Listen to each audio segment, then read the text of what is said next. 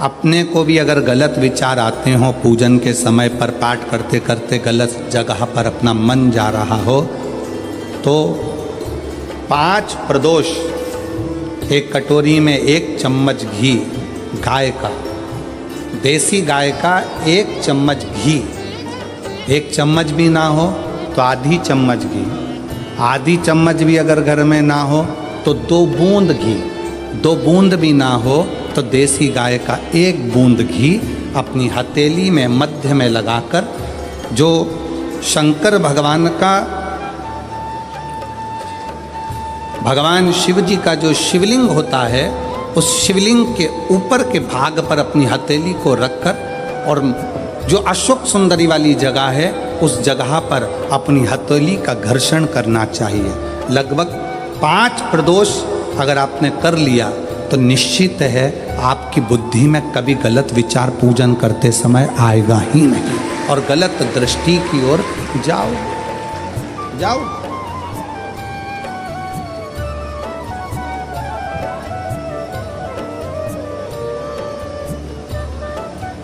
वेद लक्षणा गाय, देसी गौ माता का घृत जीवन को एक आनंदता देता है। आनंद।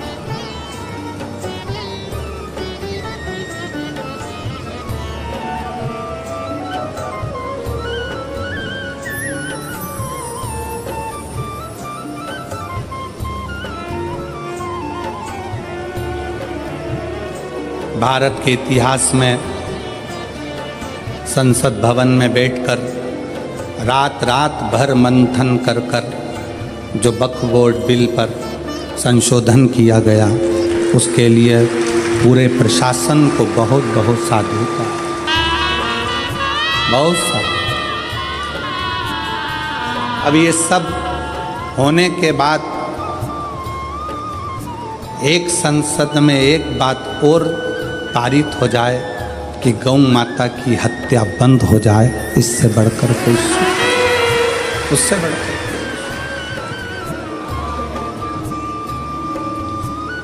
गौ माता का, देसी गाय का घृत, वेद लक्षणा गाय का 1 बूंद घृत हाथ की हथेली पर लगाकर शिवलिंग के ऊपर और अशोक सुंदरी की जगह पर घर्षण करने से जो गलत विचार, गलत सोच, गलत दृष्टि, गलत भाव, ये समाप्त हो जाता है।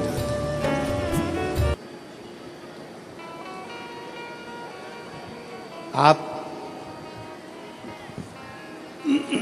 जितनी देर भगवान शंकर की भक्ति करें, थोड़ा क्लियर आवाज करिए, क्लियर, और प्रेशर बढ़ाओ थोड़ा।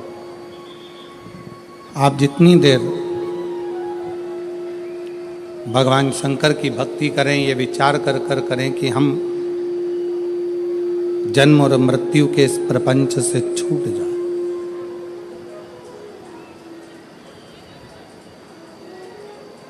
83,99,999 योनियां काटने के बाद ये मानव की देह मिलती है।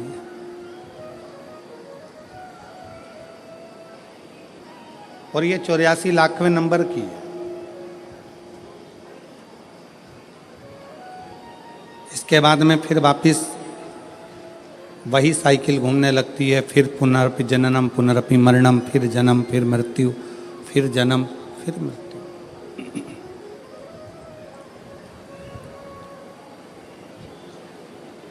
और कितनी बार जन्म लेंगे, कितनी बार हम मृत्यु लोक में, कितनी बार हम मृत्यु लोक में जन्म लेंगे, कितनी बार हम मरेंगे, फिर जन्म लेंगे, फिर मरेंगे, कितनी बार।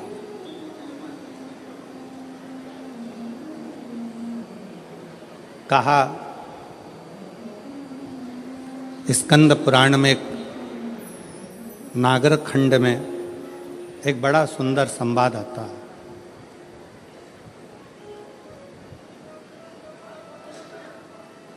कात्यायन ऋषि का।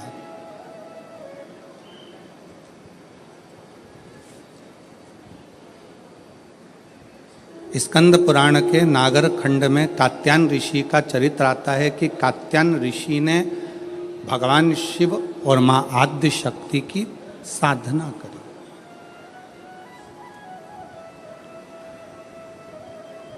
पूछा कि यह साधना करने का कारण क्या है, क्यों कर रहे हैं, किस लिए? आप यदि कथा में जा रहे हो तो लोग आपसे पूछेंगे क्यों जा रहे हो, किस लिए? वहां क्यों जाना, किस लिए जाना, किस कारण? आप दवाई खा रहे हो तो लोग पूछेंगे दवाई किस लिए खा रहे हो, क्यों खा रहे हो, क्या कारण है, क्यों खाई जा, किस लिए?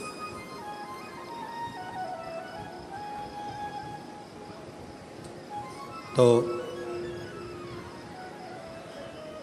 स्कंद पुराण का नागर खंड कहता है कि कात्यायन ऋषि भगवान शंकर की और मां आद्य शक्ति की आराधना कर रहे हैं, दोनों की। पूछा, देव ऋषि नारद ने आकर पूछा कि कात्यायन जी आप क्यों आराधना कर रहे हो, किस लिए?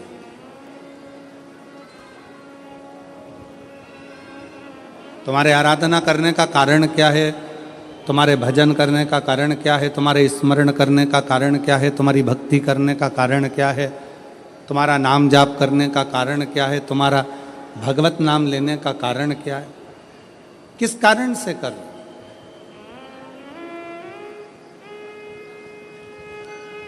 कात्यायन ऋषि बोले कि मैं बार बार जन्म ले रहा हूँ, फिर मर रहा हूँ, फिर जन्म ले रहा हूँ, फिर मर रहा हूँ, फिर मेरे प्राण छूट रहे हैं, फिर जन्म ले रहा हूँ।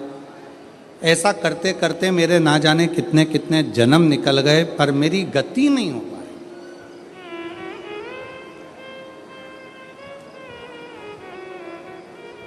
कितने जन्म निकल गए, कितने। और मेरी शाहदा की जीजियों, मेरे शाहदा के जीजाओं, मेरी बेटियों बेटाओं, मेरी माताओं, मेरे भाई मेरी बहनों, मेरे सखा मेरे बांधव, एक बात बहुत सावधानी से स्मरण में लीजिएगा।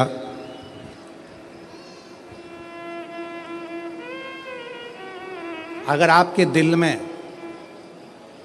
शिव महापुराण की कथा सुनने की उमंग, तुम्हारे दिल में भगवान शंकर की कथा सुनने का उत्साह, तुम्हारे दिल में भगवान शंकर की कथा में पहुंचने की उमंग, उत्साह अगर तुम्हारे दिल में आया है तो समझ लेना कि अब हम बार बार जन्म नहीं लेंगे और बार बार मृत्यु के प्रपंच में नहीं पड़ेंगे। अब हमें शिव मिल गया, अब हमें शंकर मिल गया, अब हमें शिव की प्राप्ति हो गई।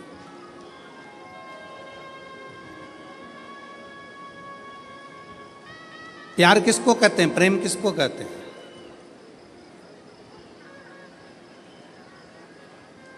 प्रेम की परिभाषा क्या है? प्रेम किसको कहते हैं कि जिससे मिलने के लिए उत्साह बढ़ता जा, उमंग बढ़ती जा, दिल में तमन्ना, उत्साह, उमंग बढ़ती चली जा रही।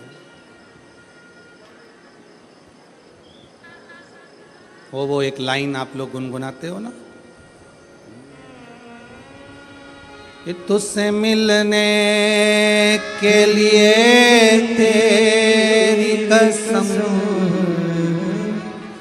तुझसे मिलने के लिए तेरी कसम,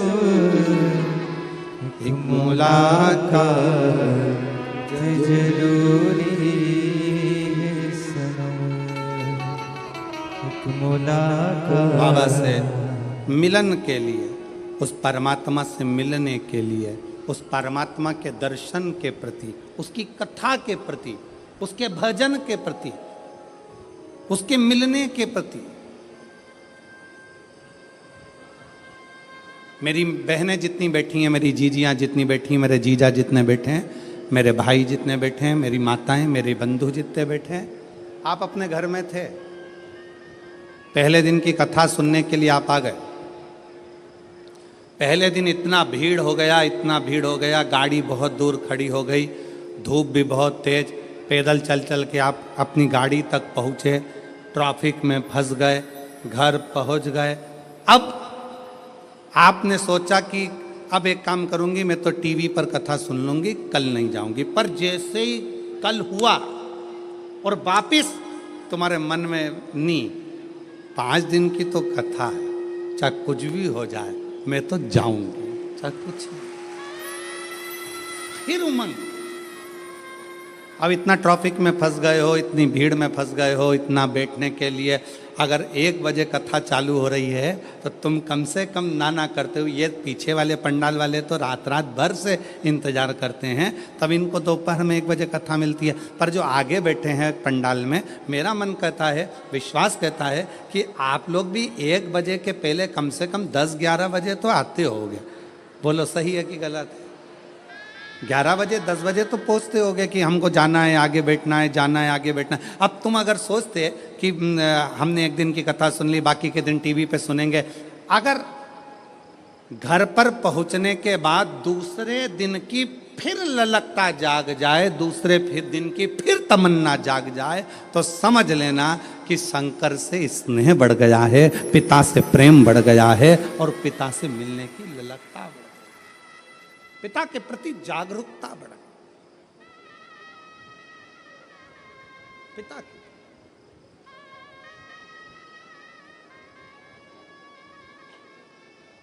उससे मिलन की आस बढ़ गई, उससे मिलन की।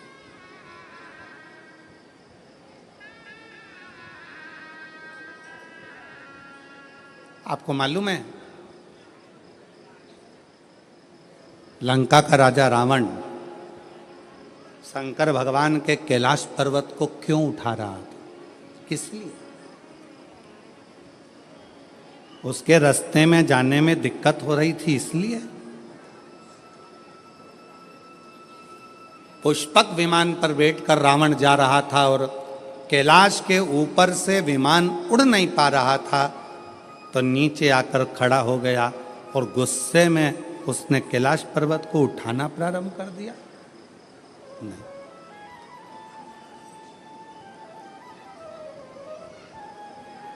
क्यों उठाना? रावण को क्या पड़ी थी जो कैलाश पर्वत को उठाने में लग गया? रावण को क्या पड़ी थी जो भगवान शंकर के शिवलिंग को लेकर लंका में जा रहा है और भगवान शिव के शिवलिंग में वजन बड़ा भूमि पर रखा, बाबा बैद्यनाथ के रूप में स्थापित हो गया? क्या पड़ी थी?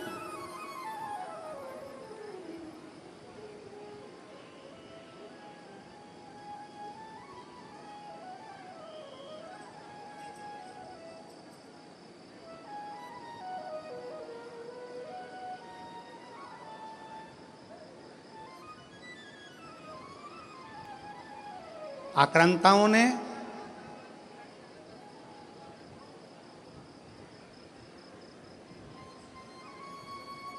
इन विधर्मियों ने सबसे ज्यादा अगर कोई मंदिर तोड़े हैं तो शंकर जी के तोड़े हैं। आक्रांताओं ने, विधर्मियों ने सबसे ज्यादा आक्रमण अगर किसी मंदिरों में करा है तो वो शंकर जी के मंदिर पर करा, शिव मंदिर।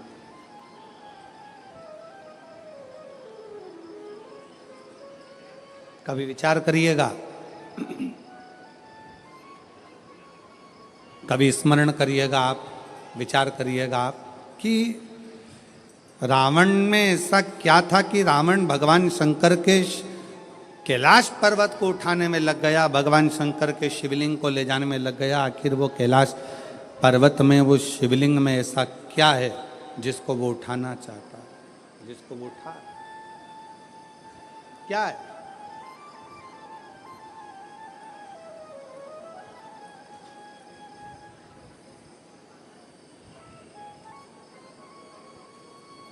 शिव महापुराण की कथा कहती है, रावण ने अपने भाई कुबेर को सताकर कुबेर के सिंहासन को छुड़ा लिया। रावण ने अपने भाई कुबेर को सताकर उसका पुष्पक विमान भी ले लिया।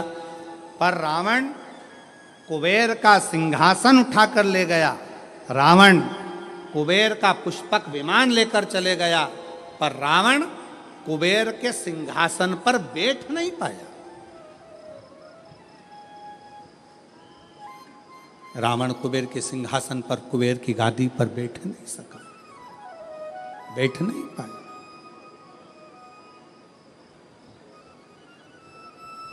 देवर्षि नारद निकल कर जा रहे थे, लंकापति रावण को देखा, रावण से पूछा क्या कर रहे हो? रावण कहने लगे कि मेरे को एक बात समझ में नहीं आती कि मैंने सारे इंद्र के सिंहासन को अपना बना लिया, देवताओं के सिंहासन को अपना बना लिया, सारे ग्रहों को अपने अनुकूल कर लिया, पर एक बात समझ में नहीं आती कि ये कुबेर का जो राज्य है, कुबेर का जो सिंहासन है, कुबेर का जो राज्य है, कुबेर का जो सिंहासन है, कुबेर का जो पद है, कुबेर की जो प्रतिष्ठा है, कुबेर का जो वैभव है, कुबेर का जो धन है, रावण कहता है ये मुझे कैसे प्राप्त हो, उसको मैं पाऊं कैसे, वो मुझे मिले कैसे, वो मुझे प्राप्त कैसे हो? देवऋषि नारद ने कहा, देवऋषि नारद बोले कि रावण, क्या तुमको मालूम है कि कुबेर की सत्ता, वैभव, लक्ष्मी, धन, संपदा कहाँ पर है? रावण ने पूछा, आप बताओ नारद जी की वो सत्ता, वो वैभव, वो पद, वो प्रतिष्ठा कहाँ है? देवऋषि नारद के मुख से निकल गया कि जो कैलाश पर्वत है, जिस पर्वत पर भगवान शंकर विराजमान होते हैं, उस पर्वत के ठीक नीचे कुबेर का पद, कुबेर की प्रतिष्ठा, कुबेर का वैभव, कुबेर की लक्ष्मी, कुबेर का धन, सब कैलाश पर्वत के नीचे।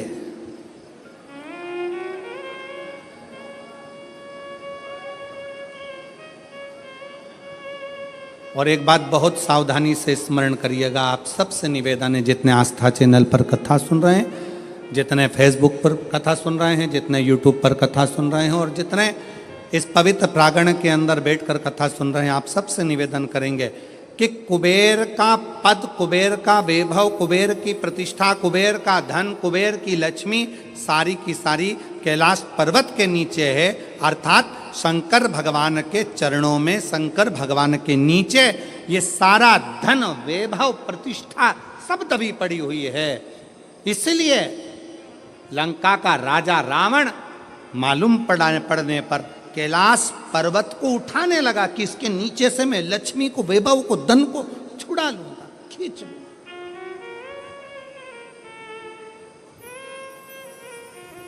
पर वो मिलता नहीं है, पर वो प्राप्त नहीं हुआ, पर वो मिला नहीं। फिर रावण ने विचार करा, रावण ने फिर विचार करा कि अगर ये कैलाश पर्वत नहीं उठ रहा तो मैं समय आने पर लंका में शंकर भगवान को लेकर जाऊंगा। शिवलिंग लेकर जाने लगा तो भी वो शिवलिंग आखिरी में इतना बोझ हो गया, इतना वजन हो गया कि उसको भूमि पर रख दिया, ले जा नहीं सकता। मेरी जीजियों, एक बात याद रखना, शंकर भगवान के चरणों में, भगवान शंकर के नीचे, भगवान शंकर के शिवलिंग के नीचे, भगवान शंकर के मंदिर में, शिवालय में, देवालय में, शिव महापुराण में, शंकर के चरणों में स्वयं वैभव, स्वयं लक्ष्मी, स्वयं धन, स्वयं प्रतिष्ठा सदा विराजमान रहती है। जब हम एक लोटा जल शंकर जी को चढ़ाते हैं, उस जल पर हाथ लगाकर थोड़ा सा जल उसमें से झेल कर लाते हैं, अपने घर के दरवाजे पर, दुकान पर, व्यापार पर, व्यवसाय पर, अपने वाहन पर जब हम वो जल छूटते हैं, उस जल को हम छिड़कते हैं, तो ये मान कर चलना कि आज नहीं तो कल एक ना एक दिन ऐसा आएगा कि भगवान के नीचे की चरण की वो लक्ष्मी तुम्हारे घर में प्रवेश जरूर करेगी और एक दिन तुम धनपति, वैभवपति बनोगे, बनोगे। और शंभु शरणे पड़ी मांगू घड़ी रे घड़ी दुख काटो, दया करी न दर्शन आपो, शंभु शरणे मांगू घड़ी रे घड़ी दुख काटो, दया करी दर्शन आपो। शिव जी को एक लोटा जल चढ़ाना मतलब अपने दुख को समाप्त करना और सुख की राह खोल देना, ये शिव महापुराण की कथा कहती है। एक लोटा जल हमारे दुख को समाप्त करता है और सुख का मार्ग खोल देता।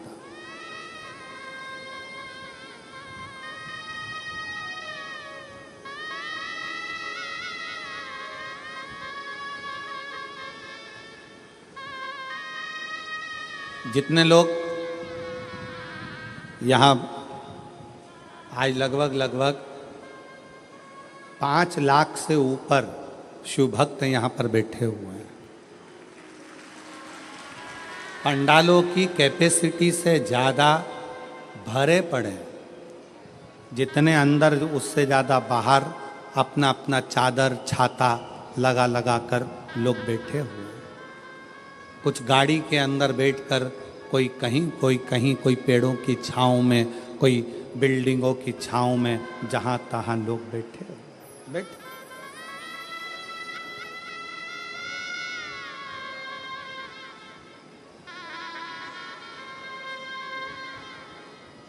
अब ईमानदारी से बोलो, अगर मेरा बाबा तुमको कुछ नहीं देता तो तुम इतने लाखों की संख्या में शहादा आते क्या?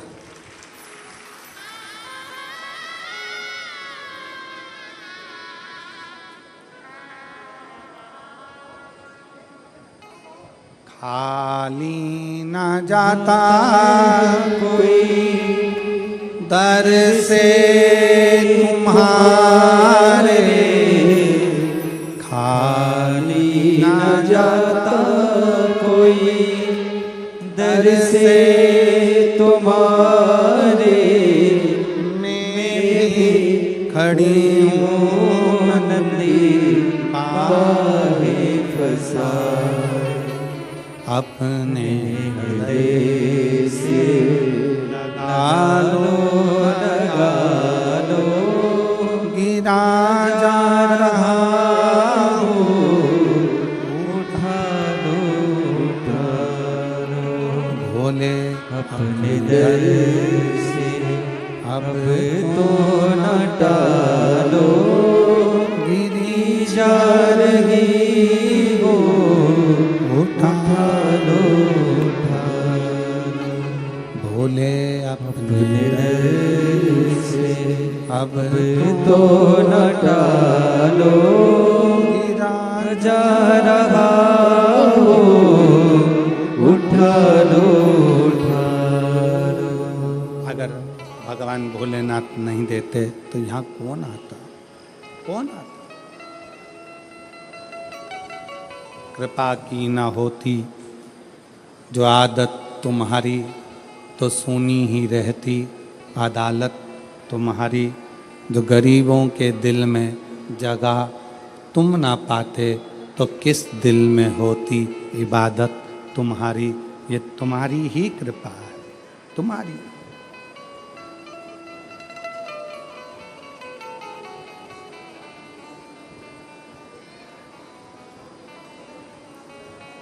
लंका का राजा रावण कैलाश पर्वत को उठा रहा है। क्यों? उसको मालूम है कि इसके नीचे कुबेर का वैभव, कुबेर की सत्ता, कुबेर का आनंद, कुबेर की लक्ष्मी इसी के नीचे है। उठा रहा।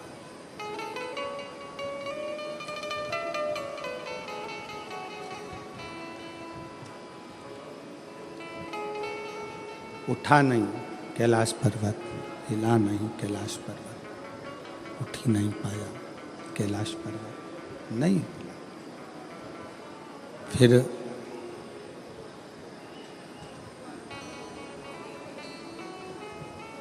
हार गया, जब नहीं उठा, हाथ दब गया, हार गया।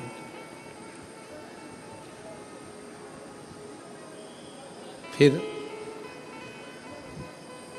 शिवलिंग को ले जाने की तैयारी करी, वो शिवलिंग भी नहीं उठा, तो शिवलिंग भी ले जा नहीं सका। वो शंकर भगवान का शिवलिंग भी ले जा नहीं पाए।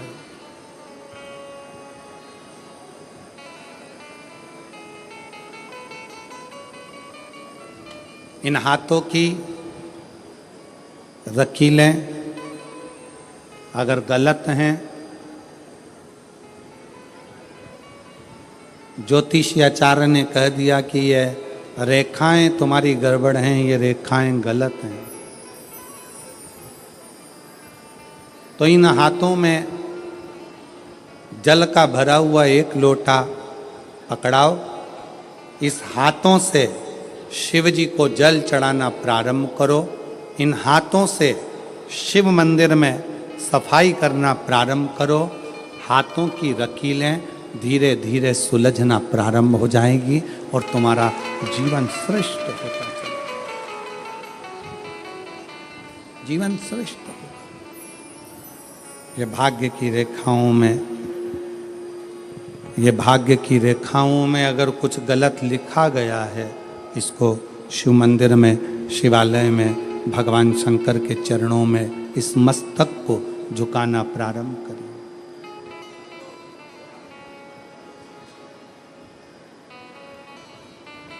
सुलझना प्रारंभ।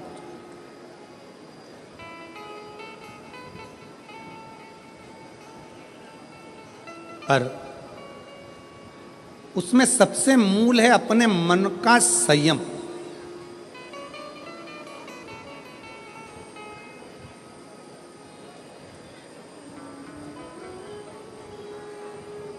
अपने मन का संयम। एक प्रश्न आपसे करेंगे, उत्तर दीजिएगा। एक तरफ शैतान है, राक्षस है, और दूसरी तरफ समुद्र है। आपसे कहा जाए कि इन दोनों में से एक को चुन लीजिए। एक तरफ समुद्र है, दूसरी तरफ राक्षस शैतान है, आप क्या चुनोगे? उत्तर दो। एक तरफ समुद्र है, एक तरफ राक्षस है, शैतान है, वो उधर से बढ़ रहा है, समुद्र की लहरें इधर से बढ़ रही है। आप दोनों में से क्या चुनना पसंद करोगे? क्योंकि इधर भी मरना है, उधर भी मरना है।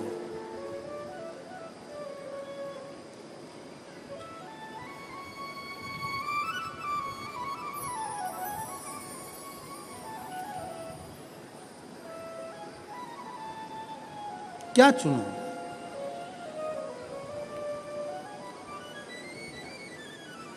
तो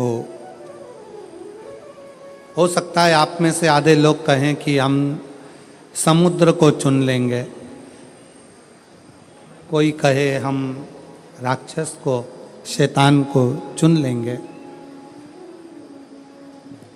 पर शिव महापुराण की कथा कहती है कि समुद्र कितना गहरा है ये आपको मालूम नहीं है, पर वो राक्षस, वो शैतान कैसा है ये आपको मालूम है। तो प्रयास करना कि वो राक्षस को चुनना श्रेष्ठ है, कि कम से कम ये राक्षस है, ये हमको मालूम है, इसको कैसे डील करना है ये हमको मालूम है, ये कैसे इसको संभालना है ये हमको मालूम है। हम उस राक्षस को छोड़कर अगर समुद्र के पास जाएंगे, दिख तो अच्छा रहा है, लहरें भी अच्छी लग रही है, पर यह कितना गहरा होगा और कितनी गहराई में ले जाएगा और कब समाप्त कर देगा पता नहीं चल पाएगा, पता नहीं चल, दिखेगा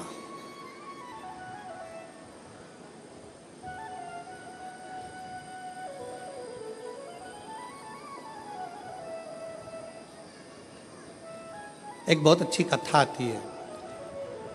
एक गांव का व्यक्ति अपना गांव छोड़ रहा है। क्यों? उसकी फैक्ट्री थी, बिक गई। उसका व्यापार था, बंद हो गया। परिवार वाले भी उसको चोट दे दी, परेशान कर दिया।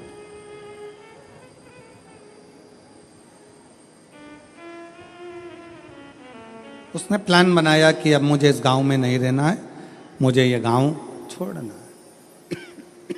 मुझे गांव छोड़कर जाना है।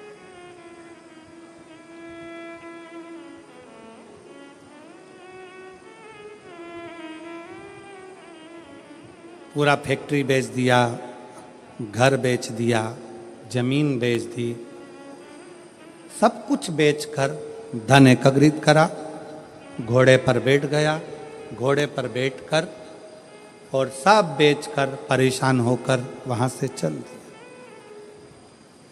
60 किलोमीटर दूर दूसरा गांव था, वहां पहुंच गया। गांव में जाकर देखा तो गांव के लोग आम के पेड़ के नीचे, पीपल के पेड़ के नीचे बैठे हुए हैं, बातचीत कर रहे हैं, सब आपस में बातें कर रहे थे। इस व्यक्ति ने अपना घोड़ा रोका, घोड़ा रोककर नीचे उतरकर उनके पास जाकर बैठा और बैठकर उसने पूछा, भैया एक बात पूछना चाहता हूं, क्या आप मुझे बताओगे? बोलो, क्या बात पूछना है? क्या पूछना चाहते हो? भैया ये बताओ, यहां के लोग कैसे?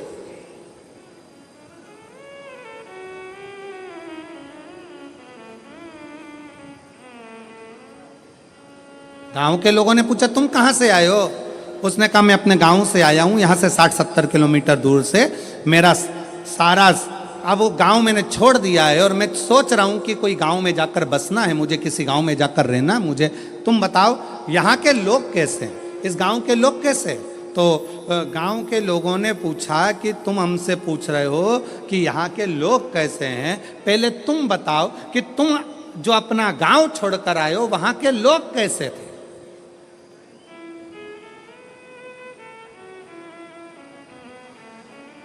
उस व्यक्ति ने कहा, वहां हमारे गांव के लोग इतने दुष्ट, पक्के रावण, कंस की औलाद, इतने गंदे पूछो मती। झूठ, प्रपंच, बेईमानी, छल सब उसमें भरा हुआ। अच्छा, हाँ, अब आप बताओ आपके गांव के लोग कैसे हैं? तो उन्होंने कहा, भैया तुम जो बोल रहे हो बिल्कुल वैसे की वैसे ही हमारे गांव के लोग भी हैं। अब उसने मन में सोचा कि अपना गांव का सामान बेच कर आया और यहाँ के लोग भी ऐसे ही हैं, तो क्या मतलब यहाँ रहने से? और आगे बढ़ा, 200 किलोमीटर दूर आगे जाने पर फिर एक गांव में पहुंचा। एक गांव में पहुंचा तो वहाँ पर लोग बैठे हुए थे, बातचीत कर रहे थे। ये उतर कर फिर गया, इसने जाकर पूछा, क्यों भैया क्या बात है? गांव के लोगों ने पूछा, तुम कौन हो? मैं 200 किलोमीटर दूर मेरा गांव था, सब कुछ बेचकर मुझे बसना है, कोई अच्छा गांव ढूंढ रहा हूं। अच्छा, तो अब ये बताओ कि आपके गांव के लोग कैसे हैं? उसने कहा, हमारे गांव के लोग? हाँ, पहले ये बताओ कि तुम्हारे गांव के लोग कैसे थे? घोड़े पर बैठा हुआ व्यक्ति ने कहा, मेरे गांव के लोग? हाँ। उसने विचार करा, भी पहले वालों को बताया ऐसा ऐसे थे, इसने अब अपनी बात को पलट दिया और यहाँ पर बोला, मेरे गांव के लोग एकदम संत तुकाराम जैसे, मेरे गांव के लोग एकदम संत नामदेव जी जैसे, मेरे गांव के लोग मीराबाई जैसे, मेरे गांव के लोग तुलसीदास जैसे, मेरे गांव के लोग तो इतने धर्मात्मा, इतने पुण्यात्मा, इतने भजन करने वाले, इतना कीर्तन करने वाले, इतना मंत्र जाप करने वाले, मेरा गांव का लोग इतना सत्यवादी, पूछो मती। इतने में फिर इसने पूछा, अब बताओ तुम्हारे गांव के लोग कैसे हैं? तो सारे गांव वाले एक जैसे बोले, बस हमारे गांव के लोग भी तुम जैसा बता रहे हो ना, बिल्कुल वैसे की वैसे ही है। हमारे गांव के लोग भी धर्मात्मा है, हमारे गांव के लोग भी पुण्यात्मा है, हमारे गांव के लोग भी सत्कर्मी हैं, हमारे गांव के लोग भी संत तुकाराम जी जैसे हैं, हमारे गांव के लोग भी संत नामदेव जी जैसे हैं, हमारे गांव के लोग भी मीराबाई जैसे हैं।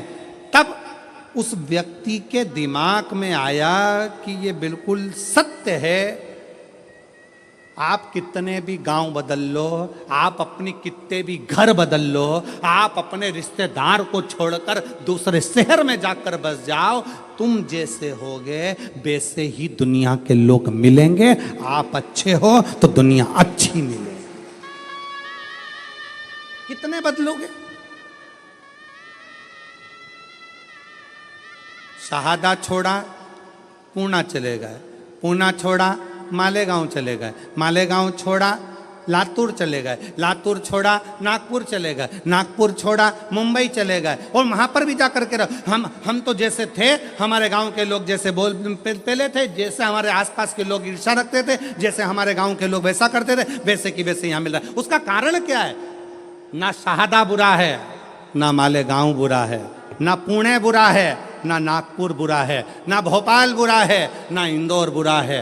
बुरा कौन है? हमारी सोच कि हम दिन भर एक दूसरे में बुराइयां ढूंढते रहते हैं। मेरा पड़ोसी ऐसा, मेरा रिश्तेदार वैसा, मेरा देवर ऐसा, मेरी देवरानी ऐसी, मेरी जेठानी ऐसी, मेरा परिवार ऐसा, मेरा कुटुंब ऐसा, मेरा कबीला ऐसा। हम दिन रात अपने गांव में रहकर, अपने घर में रहकर भी हम दिन भर बुराई ढूंढते थे। तो तुम अच्छे से अच्छे बंगले में जाकर रह लो, वहां भी तुमको बुराई ही मिलेगी। तुम अच्छे से अच्छे 5 स्टार होटल में रह लो, वहां पर तुमको बुराई ही मिलेगी। और जब तुम्हारी आदत हो गई छोटे से घर में भी अगर तुम दिल बड़ा रखकर प्रेम के साथ रहते हो ना, तो तुम जहां रहोगे ना, वहां पर भी तुमको आनंद की अनुभूति होती रहेगी, प्रसन्नता मिलती रहेगी वहां पर।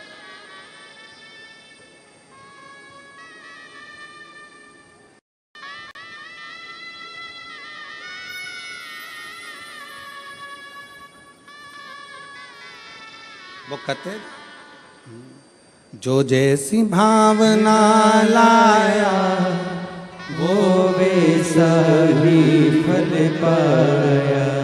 जो जैसी भावना लाया वो वैसा ही फल पाया। नहीं खाली उसे लौटाया वो मन ही मन हर्षाया। और कर दिया मारा माद काशी वाले ने लुटा दिया भंडार।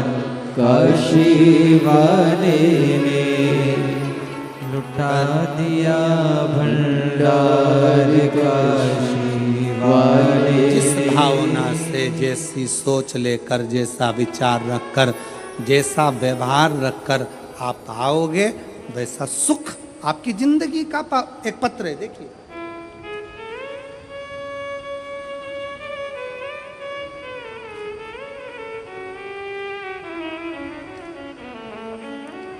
मेरा नाम ललिता परमेश्वर पाटोले, मैं नासिक महाराष्ट्र से हूँ। मेरा मोबाइल नंबर ये है। मेरा नाम ललिता परमेश्वर पाटोले, मैं नासिक महाराष्ट्र से हूँ। मेरा मोबाइल नंबर ये है। कहीं बैठी हों तो हाथ हिला सकती हैं, और अगर कहीं बैठी हों तो बेलपत्र लेने के लिए आ सकती हैं। बाबा, मेरे पति, पत्र को आप लोग एलईडी पर पढ़ सकते हैं। कहीं एलईडी है उन पर पत्र चल रहा है, एलईडी पर पत्र पढ़ सकते हैं। बाबा, मेरे पति आर्मी से रिटायर हैं। वे अब रिक्शा चलाते हैं और पढ़ाई भी करते हैं। आर्मी से रिटायर होने के बाद मेरे पति रिक्शा चलाते हैं और पढ़ाई भी करते हैं। 2023 को नासिक में कथा चल रही थी, जब दादा बाबू भूसे ने उस पवित्र कथा का लाभ हमको दिया था। हम लोग नासिक के उस पवित्र कथा को सुन रहे थे। मेरे पति आपको नहीं मानते थे, ना मेरे पति आपको जानते थे ना मानते थे। गुरुदेव, उनका विश्वास नहीं था, क्योंकि मिलिट्री में सर्विस करते थे, जैसी सोच थी वैसे अनुकूल बोलेगा। मैंने अपने पति से कहा, आप भले कथा सुनने मत जाओ, मुझे पंडाल के बाहर छोड़कर आ जाओ। मेरे पति मुझे पंडाल के बाहर छोड़ने आते थे, चले जाते थे। तब वो तीसरे दिन पंडाल में भीड़ के वजह से रुक गए। उन्होंने कहा भीड़ ज़्यादा है, वापस लेने कैसे आऊँगा? तो उन्होंने गाड़ी खड़ी कर कर तीसरे दिन की कथा में पंडाल में ही रुक गए। पंडाल में रुके। उस दिन धूलिया से एक औरत पैदल आई थी। उसे देखकर मेरे पति के आंखों में आंसू आए। बाबा सबकी सुनता है। उसने उस स्त्री से पूछा, तुम पैदल चलकर धूलिया से नासिक आई हो, तुम्हें बाबा ने क्या दिया? उस महिला ने कहा, मैंने जो मांगा था मेरे भोलेनाथ ने दे दिया, इसलिए मैं पैदल चलकर नासिक तक आई हूँ। नासिक तक आई हूँ। मेरे पति को लगा मैं आर्मी से रिटायर हूँ, अब रिक्शा चलाता हूँ, पर मेरी कोई सरकारी नौकरी नहीं लग रही है, मेरे बेटे की भी नौकरी नहीं लग रही है। आज कथा का तीसरा दिन है। आज मैं पृथ्वी पर बैठकर, पंडाल में बैठकर बाबा से विनय करता हूँ, अगर कुबरेश्वर बाबा शंकर जी की कथा में अगर प्रबलता है तो वो मेरी भी नौकरी लगा दें और मेरे बेटे की भी लगा दें। गुरुदेव, बेटे का मेडिकल बार बार रुक रहा था, नासिक में उसका मेडिकल होने वाला था, और मेरे पति ने तीसरे दिन की कथा में बाबा से गुहार लगाई। लोग कहते हैं कि ये शिव महापुराण का पंडाल है। मेरे पति ने कहा, वो सियोर वाला महाराज इतना दमदारी से बोलता है, मतलब शिव पुराण की कथा में शंकर खुद कथा करता है, अगर उसके सामने बैठकर बोला जाए तो बाबा सुनता जरूर है। मेरे पति ने गुहार लगाई और बाबा से प्रार्थना कर कर मेरे पति कथा सुनकर आ गए। जब पूरी कथा हो गई, कथा सुनकर हम लोग घर आए। घर आने के बाद मेरे बेटा एक एग्ज़ाम दे रहा था। एग्ज़ाम का रिजल्ट जिस दिन हम घर पर आए शाम को, उसी दिन बेटे का शाम को फ़ोन आ गया कि पिताजी मेरा सिलेक्शन आर्मी में हो गया, बाबा की कृपा से मैं सिलेक्ट हो गया। गुरुदेव, आर्मी में तो सिलेक्ट हो गया। मेरे पति बोले एक बार सीहोर जाना है, वहाँ पर जाकर बाबा से अर्जी लगाना है। कथा सुनी। 15 दिन बाद सीहोर पहुँच गए। सीहोर में कंकर शंकर की पूजन कर कर कहा, बाबा तूने मेरे बेटे की तो नौकरी लगा दी, बस मैं बचा हूँ, आर्मी से रिटायर हुआ हूँ, रिक्शा चलाता हूँ, तू मेरी और नौकरी लगा दे। बाबा की ऐसी कृपा हुई कि बाबा की कृपा से आज ऐसी करुणा, सीहोर से आने के बाद 3 महीना भी पूरा नहीं हुआ और बाबा की कृपा से मेरा बॉम्बे के अंदर मेरा सिलेक्शन जेल के प्रहरी के रूप में हो गया और मैं बाबा को यहाँ प्रणाम करने के लिए आया हूँ। मेरे बेटे की भी फोटो लगा रहा हूँ और मेरी भी फोटो लगा रहा हूँ, दोनों की लगा रहा हूँ। अब बेटे की फोटो देखो जिसका मिलिट्री में हुआ, और जेल प्रहरी के रूप में जिनका हुआ रिक्शा चलाते चलाते, उनकी भी फोटो उन्होंने खुद की लगाई। एक बार जोरदार ताली बजाकर साथ बताएं। एक लाइन अच्छी लिखी है,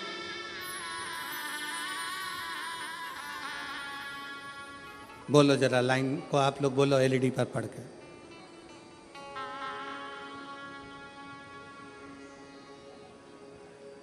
बोलो बोलो जरा टीवी पर देख के बोलो। कब से खड़े हैं झोली पसार, क्यों ना सुने तू मेरी पुकार, मुझे तेरा ही सहारा है, मेरे भोले बाबा, मुझे तेरा ही सहारा है, मेरे भोले बाबा। कब से खड़े हैं झोली पसार, क्यों न सुने तो मेरी पुकार, मुझे तेरा ही सहारा है, मेरे भोले बाबा।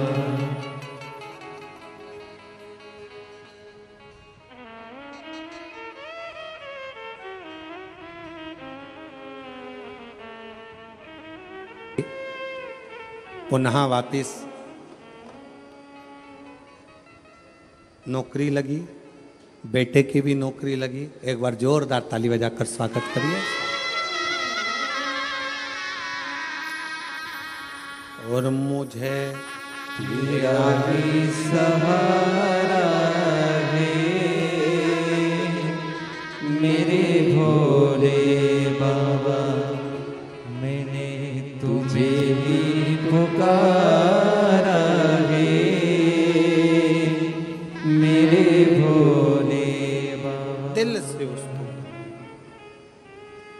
कल कथा में कहा था, दुनिया की निगाह में ये केवल कथा का पंडाल है।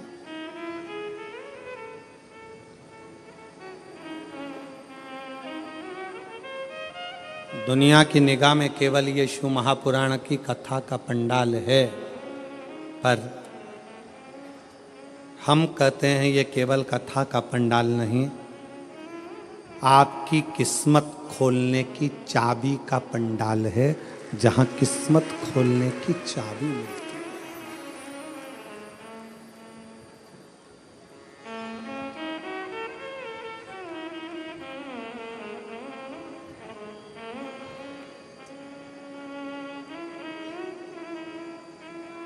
और मुझे तेरा ही सहारा है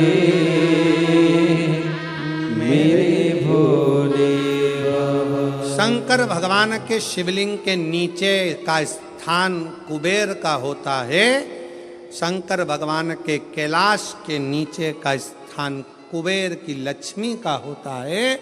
इसलिए प्रत्येक शिवालय में तुम्हारे घर में अगर छोटा सा भी शंकर का शिवलिंग है, तुम्हारे घर में अगर छोटा सा भी मट्टी का, पत्थर का, लकड़ी का, पीतल का, तांबे का, स्फटिक का, पारद का, जिसका भी तुम्हारे घर में अगर छोटा सा भी अगर शिवलिंग है, तो तुम्हारे घर में जहाँ शिवलिंग रखाता है, समझ लेना वहाँ लक्ष्मी बढ़ती चली जाती है, लक्ष्मी कम नहीं हो सकती, बढ़ेगी।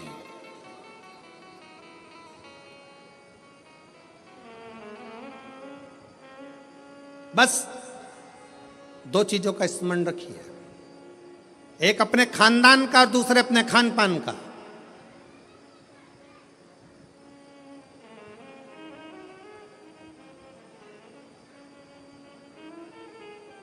आपको मालूम है,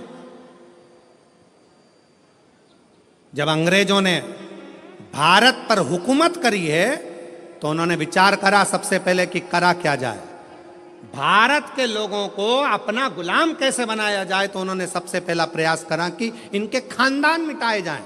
जो राजसी खानदान थे, जितने जितने राजा हुआ करते थे, उन राजाओं के रजवाड़ों को, उन राजाओं के घरानों को तोड़ने का प्रयास किया गया।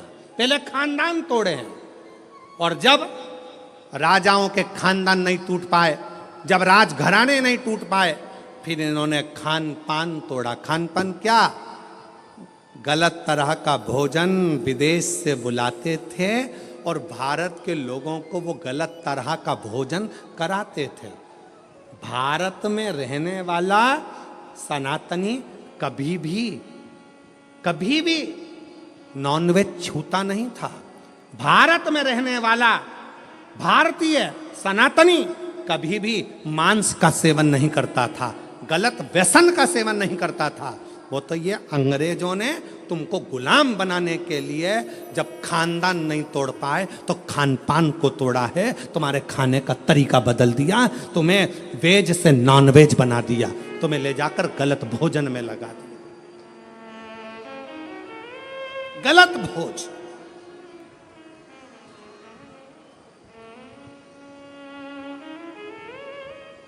क्यों इतनी बीमारियां पनप रही हैं? इतनी बीमारियां होने का कारण क्या है? और देखो, प्रकृति अपना रंग दिखाती है। जिन जिन देशों में जिंदा जिंदा जीवों को तलकर तड़फा कर मारते हैं, उन देशों की हालत आज देख लो कि ऐसा भूकंप आया कि बिल्डिंगें धाती चली गई, और कितने लाख, कितने लोग उस बिल्डिंग में दब दब के मर गए। लोगों को मालूम तक नहीं है कि कितने मर गए, कितने मरे।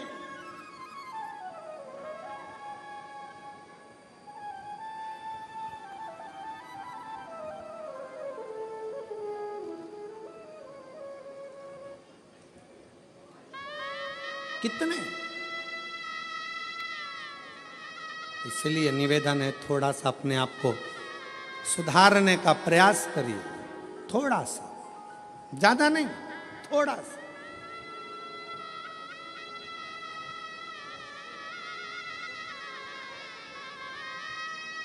जो गलती हो गई,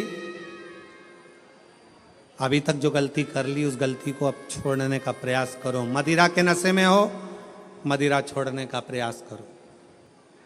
गलत भोजन के चक्कर में हो, छोड़ने का प्रयास करो।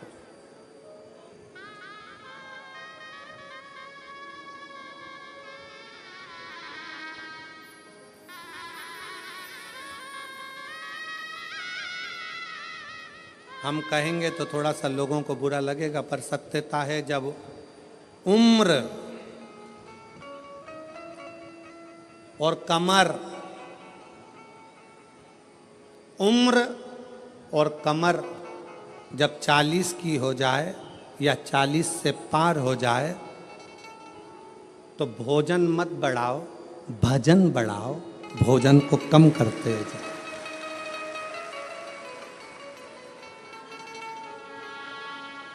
जम के बोलो जरा, क्या उम्र और, अरे अरे अच्छे से बोलो, उम्र और कमर जब 40 की हो जाए तो भोजन की मात्रा नहीं बढ़ाना है, भजन की मात्रा बढ़ाना है। भोजन की मात्रा कम करो और भजन की मात्रा को बढ़ाते चलो, बढ़ाते चलो। विठल विठल विठला, बड़ा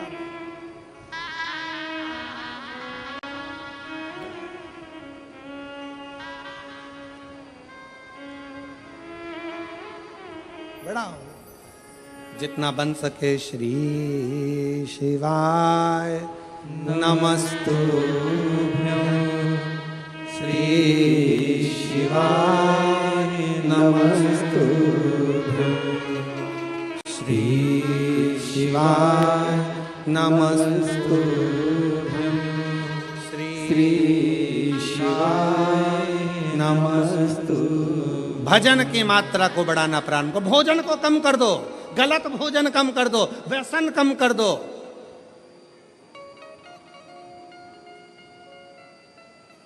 गलत विचार कम कर दो, गलत सोच कम कर दो।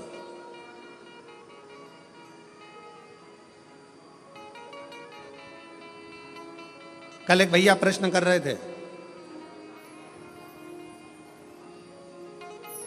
गुरुजी भगवान विष्णु अपने शरीर पे राख नहीं लगाते, राखोड़ी नहीं लगाते, भस्म नहीं लगाते। भगवान ब्रह्मा अपने शरीर पर राख नहीं लगाते, भस्म नहीं लगाते, राखोड़ी नहीं लगाते। इंद्र नहीं लगाते। 33 कोटि देवता कोई अपने शरीर पर राख नहीं लगाता, भस्म नहीं लगाता। केवल शंकर जी क्यों लगाते? हमने उससे कहा, इतनी सी बात तो तू तेरे घर वालों से पूछ लेता कि बर्तन को राख से क्यों मांजा जाता है। बोलो दी जी हो, जम के बोलो। बर्तन अच्छा है, साफ है, तो तुम उसको राख से मांजोगी क्या? जम के बोलो जरा। नहीं, बर्तन अच्छा है, साफ है, तो उसको आप राखोड़ी से मांजोगी, साफ करोगी? नहीं। बर्तन को राख से कब मांजा जाता है? जब उसमें थोड़ी सी झूठन लगने लगे तो बर्तन को राख से साफ किया जाता है। मेरे शंकर भगवान ने सबको प्रेरणा दी है कि लोभ, आसक्ति, तृष्णा, वासना और ये अपनों की झूठन जब अपने पर लगने लगे तो तन पर थोड़ी सी भस्म चढ़ा लेना चाहिए, तो ये झूठन दूर होती चली जाती है। ये झूठन दूर हो, ये संसार की झूठन है। ये लोभ, ये तृष्णा, ये आसक्ति, ये वासना, ये नाते, ये रिश्ते, ये कुटुंब, ये कबीले, ये वो झूठन है जो हमारे शरीर से लगती चली जाती है, लगती चली जाती है। इसको दूर करो।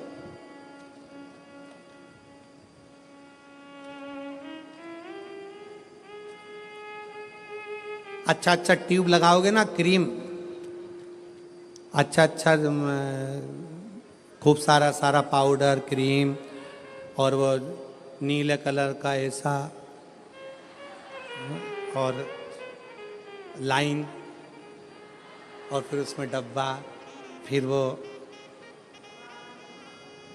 माला के वो धागा, एक नहीं दो, और फिर वो दो धागा ऐसा घुमा के ऐसा करके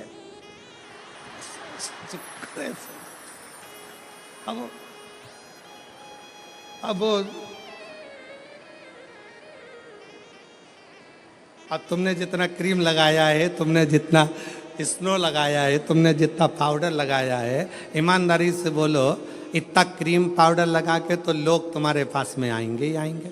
बोलो सही है कि गलत है? आएंगे। अगर शंकर भगवान तो पहले से ही इतने ब्यूटीफुल थे, पहले से इतने सुंदर थे, इतने सुंदर,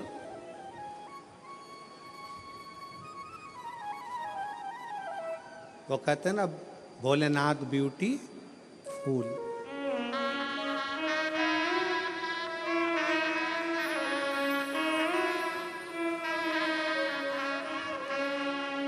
सिर पे गंगा लेवे कल्याण वो कर देवे, भोलेनाथ ब्यूटीफुल, जो नाम उसका लेवे भोले जी दर्शन देवे, भोलेनाथ ब्यूटीफुल। जो नाम शिव का लेवे कल्याण वो कर देवे, भोलेनाथ ब्यूटीफुल। इतने सुंदर तो शिव पहले से, और अगर भगवान शंकर मालूम पड़े और थोड़ा बहुत पेंटिंग पेंटिंग करके बैठ जाते तो ईमानदारी से बोलो 33 कोटि देवताओं के यहाँ जितनी देवियां हैं वो सब शंकर भगवान के चरणों के सम्मुख में बैठी रह जाती, सारी देवियां, सारी देवियां। शंकर भगवान ने कहा मुझे अपने पास में किसी को नहीं रखना, ज्यादा सुंदर रहूंगा लोग आएंगे, इसलिए शंकर भगवान ने भस्म को अपने तन पर धारण कर लिया कि ये संसार झूठा, ये परिवार झूठा, ये कुटुंब झूठा, ये नाते रिश्ते झूठे, ये सब झूठ है। इसलिए झूठन को दूर करने के लिए जैसे बर्तन पर राख लगी हो तो वो बर्तन पर लगी राख झूठन साफ कर देती है। मेरे शिव कहते हैं तन पर चढ़ी हुई भस्म ये संसार के झूठे लोगों को दूर कर देती है, झूठे लोगों को।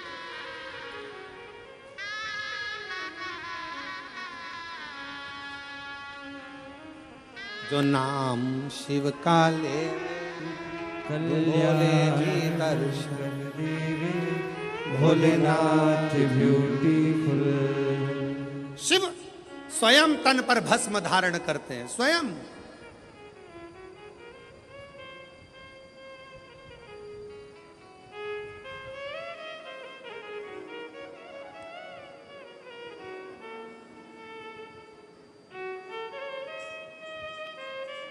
अगर कोई तुमसे कहे शंकर जी का भजन करने वाले को शंकर भगवान विरक्त बना देते हैं, कोई तुमसे कहे शंकर जी के भजन करने वाले को शंकर भगवान अकेला दूर एकांत में ले जाकर बिठा देते हैं, तो सब झूठ समझना। शंकर भगवान स्वयं भजन करते हैं तो पार्वती को पास में रखते हैं, शंकर भगवान स्वयं भजन करते हैं तो गणेश जी को पास रखते हैं, शंकर भगवान स्वयं भजन करते हैं तो कार्तिकेय को पास करते हैं।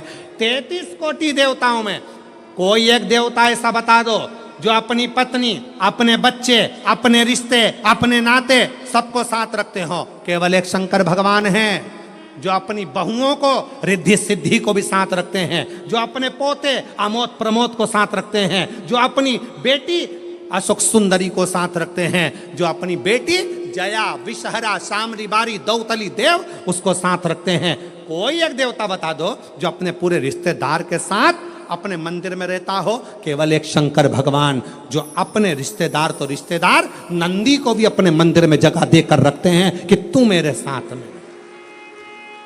केवल एक शिव है, शिव के सिवा कोई।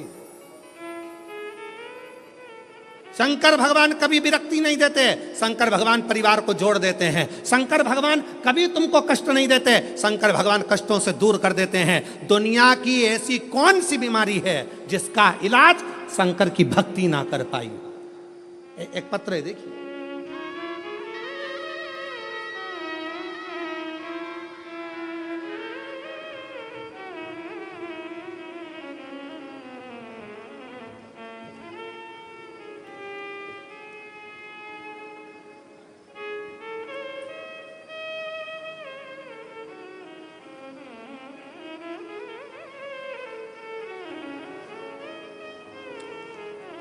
मेरा नाम गायत्री केशव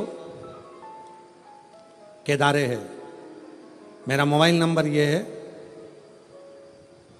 गांव तेमबाहरा, अकोला, महाराष्ट्र की रहने वाली हूँ। कहीं हो बैठी हो तो हाथ हिला सकती हैं, और बैठी हो तो बेलपत्र लेने के लिए आ सकती हैं। गायत्री केशव कन्हारे, मोबाइल नंबर ये, तुम्हारा गांव अकोला, महाराष्ट्र। मैं श्री शिवाय नमस्तुभ्यम। मेरा नाम गायत्री केशव केदारे है। 2019 से परीक्षा दे रही हूं एमपीएससी की, तैयारी कर रही हूं, पर मेरा सिलेक्शन नहीं हो रहा।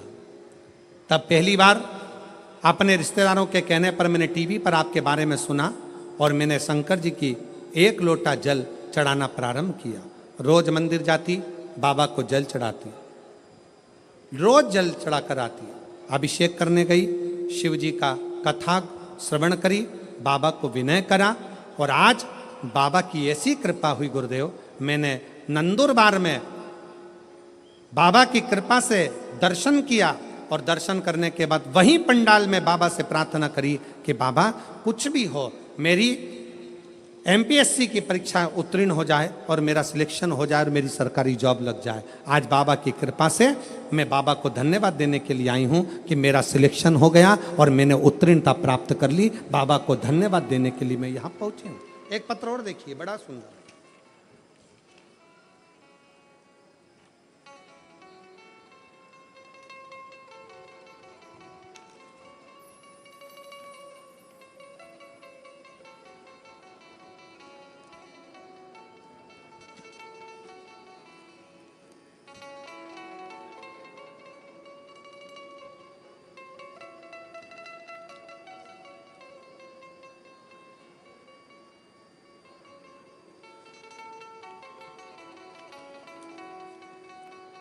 मेरा नाम मंगला मणिलाल चौधरी है। मैं एड्रेस जरा आप लोग पढ़ लिया करो। मैं तहाड़ी तहसील शाहदा, जिला नंदुरबार में रहती हूँ। मेरा मोबाइल नंबर ये है। मुझे गर्भाशय में कैंसर की बीमारी सितंबर 2024 में थी। मैंने शुरुआत में नासिक के ट्रीटमेंट भी लिया, ऑपरेशन भी किया, फिर बाद में पूना का ट्रीटमेंट ली। मुझे बहुत तकलीफ होती थी। मैंने आपकी कथा के बारे में सुना। कैंसर कम नहीं हो रहा था, कैंसर बढ़ रहा था। तब कथा के बारे में सुना और भोले बाबा के ऊपर उनकी शरण में जाना प्रारंभ करा, क्योंकि आप कहते हो सारी समस्या का हल 1 लोटा जल, सारी समस्याएं मिट जाती है। तो मैंने ऑपरेशन से पहले जब दूसरा ऑपरेशन की बारी आई, तब नासिक में शिवालय में जाकर भोले बाबा को श्रद्धापूर्वक भोलेनाथ जी के ऊपर जाकर जल चढ़ाया। उनको बीमारी का इलाज करेंगे बाबा, आप ही मेरा ऑपरेशन करोगे और आप ही संभालोगे। बाबा से विनय करा, रुद्राक्ष का जल शिव जी को चढ़ाकर पीना प्रारंभ किया। बाबा की ऐसी कृपा हुई, अब भोले बाबा की कृपा से मैं कैंसर की बीमारी से मुक्त हो गई हूँ और मेरा रिपोर्ट भी नील में आ गया है। मैं बाबा को यहाँ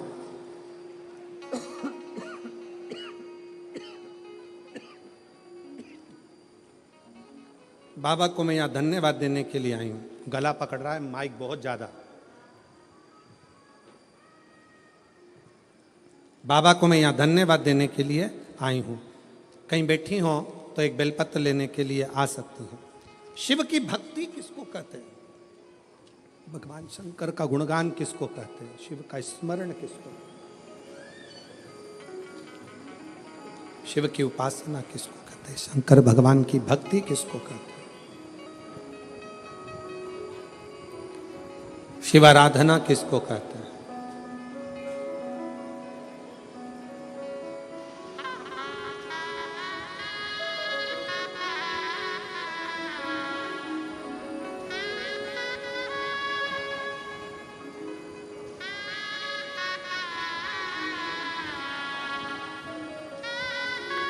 आप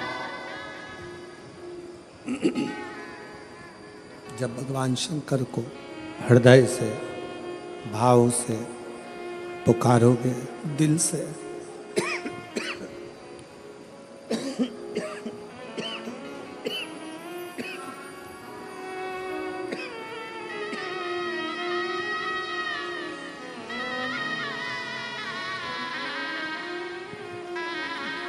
आप जब भगवान शंकर को दिल से, भाव से पुकारोगे, शिव स्वीकार करें, शंकर स्वीकार करें। केवल एक विश्वास के साथ, एक भरोसे के साथ, एक दृढ़ता के साथ शिव की स्तुति करिए, शंकर के भजन करिए, शंकर का स्मरण करिए।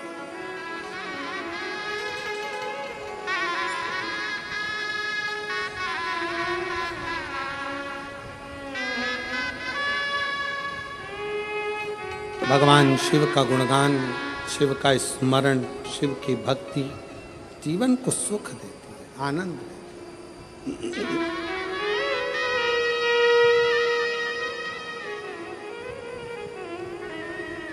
कोई कहे आपसे कि शंकर भगवान विरक्ति दे देते हैं, नहीं। शिव तोड़ते नहीं हैं, शिव जोड़ते हैं, जोड़ते हैं।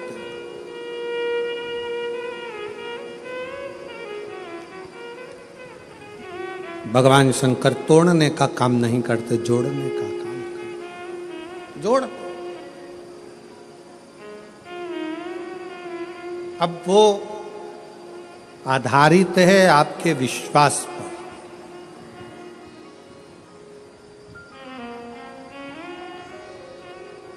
वो आधारित है आपके भरोसे पर, वो आधारित है आपकी दृढ़ता पर।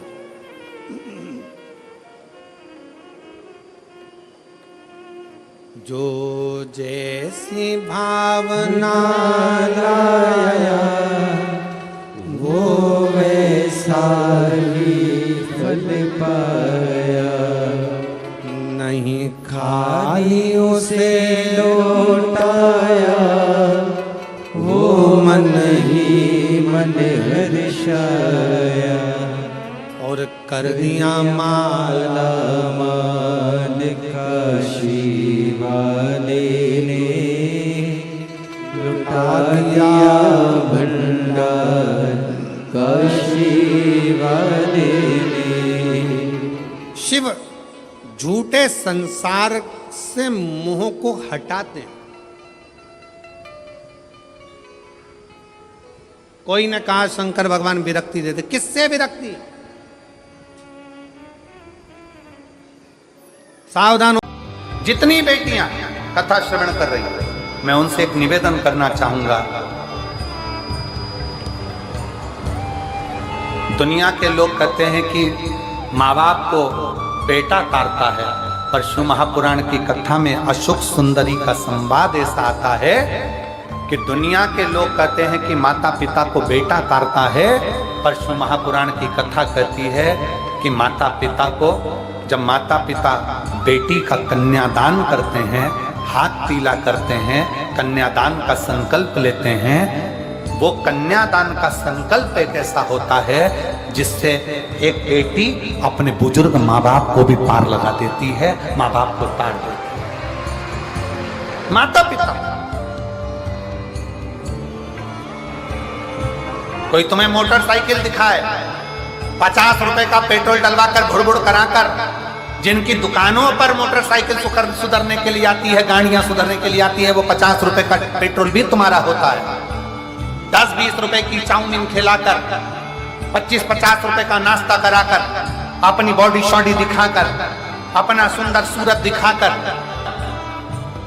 तुम्हें अपने चुंगल में फंसाकर तुमसे शादी कर कर तुम्हारी जिंदगी को ऐसी नरक कर देते हैं कि ना तुम अपने माँ बाप के घर आने की रहती हो, ना जगत में मुंह दिखाने की रहती हो।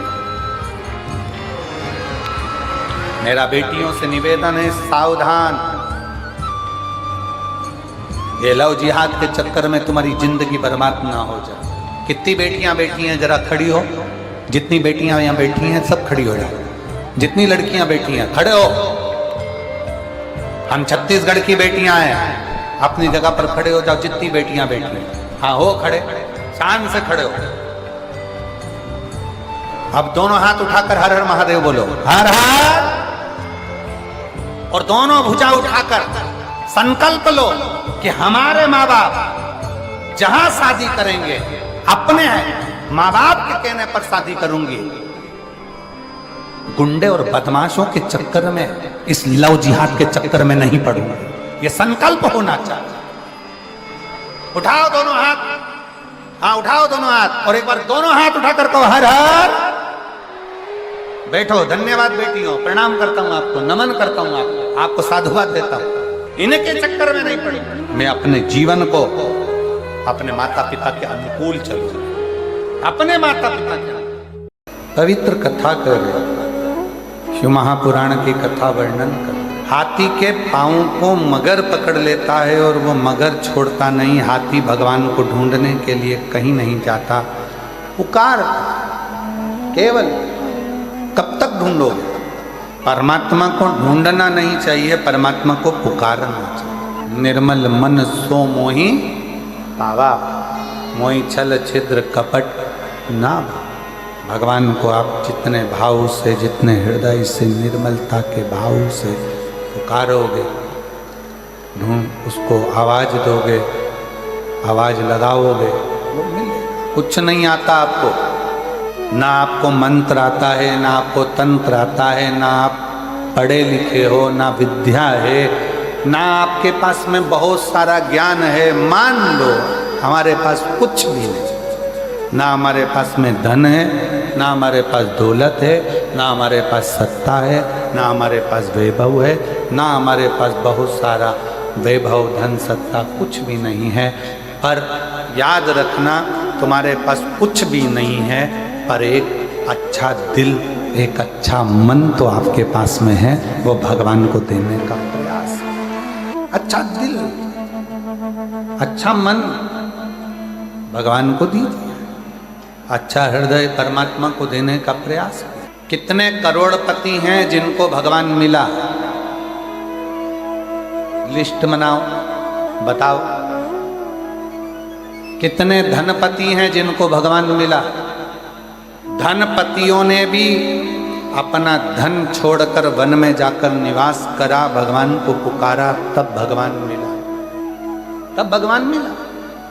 और एक आस अपने अंदर शिव को पाने की रखो।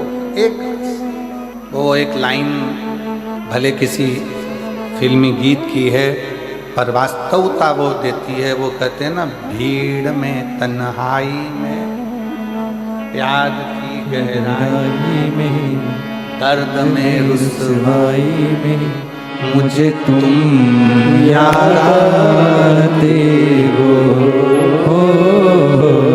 मुझे तुम याद आते हो।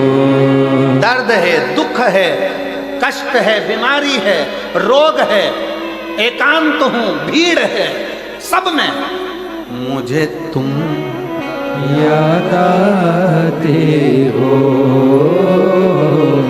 भोले तुम याद आते हो। कैसे भी हो, कष्ट आ गया जिंदगी में, बहुत दर्द आ गया जिंदगी में, बहुत दुख आ गया जिंदगी में, बहुत तकलीफ की जिंदगी चल रही है। फिर वही वाली बात, भीड़ में तन्हाई में दर्द में तन्हाई में मुझे तुम हे मधेश्वर नाथ, हे मेरे मधेश्वर बाबा, हे मेरे कुबरेश्वर बाबा, हे मेरे महाकाल बाबा, हे मेरे विश्वनाथ बाबा, मुझे तुम याद आते हो, बोले तुम याद आते हो। कोई दूसरा याद नहीं आता। जब तकलीफ आती है, जब कष्ट आता है, आप में से कितने लोग बैठे हैं जिनके घर में कभी कोई तकलीफ आई तो पंडित जी के पास जाकर पूछा, पंडित जी बताओ एक्सीडेंट हो गया, पंडित जी वो बीमार पड़े, क्या करना पड़ेगा? पंडित जी ने कहा एक काम करो, महामृत्युंजय के पाठ करो। बोलो सही है कि गलत है? पंडित जी क्या बोले? महामृत्युंजय का पाठ करो। पंडित जी ने ये नहीं बोला कि राम रक्षा स्तोत्र करो, पंडित जी ने ये नहीं बोला कि गोपाल सहस्त्र नाम करो, पंडित जी ने ये नहीं कहा कि श्री सूक्त करो, पंडित जी ने ये नहीं कहा कि पुरुष सूक्त करो, पंडित जी ने ये नहीं कहा कि गणेश अथर्वशीर्ष का पाठ करो। पंडित जी ने पहला शब्द का क्या कहा? महामृत्युंजय का पाठ करो। तो फिर सीधी सीधी बात है ना, मुझे तुम याद आते हो। कल एक बहन ने पत्र में लिखा था कि अब वो पत्र ढूंढना पड़ेगा।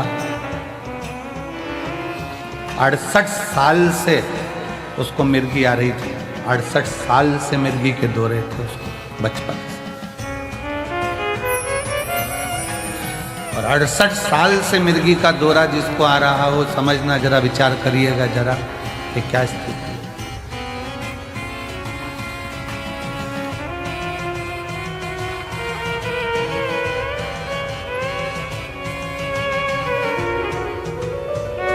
अब एक वो हमारे भारत गुप्ता जी के छोटे भाई पंकज गुप्ता जी, उनके ससुर के ब्रेन में ट्यूमर हो गया, और ब्रेन ट्यूमर हुआ तो डॉक्टरों ने कहा कि इसका ऑपरेशन तो हो जाएगा और करवाना जरूरी भी है,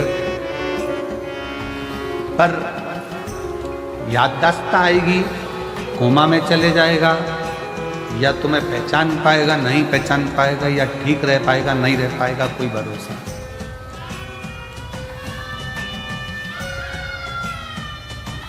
तब उनकी सास ने कहा कि एक काम करते हैं, अपन सीहोर चलते हैं, और सीहोर में चलकर वहाँ बाबा से प्रार्थना करते हैं, निवेदन करते हैं, विनती करते हैं।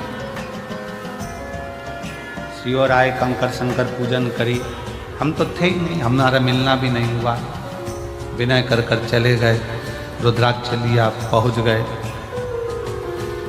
पत्नी पानी देती, वो कहते ये रुद्राक्ष है, रुद्राक्ष का जल तो हल्का हल्का लाल हो रहा है, अब इसका पानी कैसे पीऊं? पति ने एक दिन मना करा, 2 दिन मना करा, पर धीरे धीरे फिर उन पत्नी ने कहा पियो तो सही, पीना प्रारंभ हुआ। ऑपरेशन की जो तारीख दी गई थी उसके पहले फिर एक बार जांच कराई गई, और जांच में निकला कि ब्रेन में जो ट्यूमर था वो समाप्त हो गया था,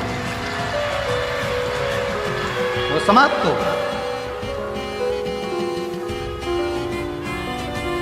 शिव का भरोसा, शंकर भगवान की शरणागति अगर विश्वास के साथ करी गई है, भरोसे के साथ अगर शिव को भजाए, तो उसका फल मेरा शंकर ओघड़दानी देने में देरी नहीं कर सकता, देने में देरी नहीं कर सकता।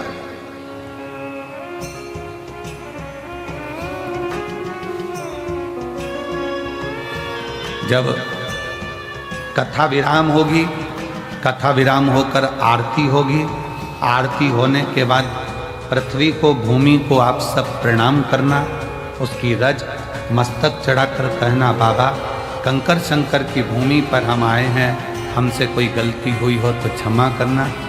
हे बाबा हमारी झोली खुशी से भरना, ऐसी कृपा करना कि अगले वर्ष हम भी यजमान पद ग्रहण करें और तेरी कृपा हमारा।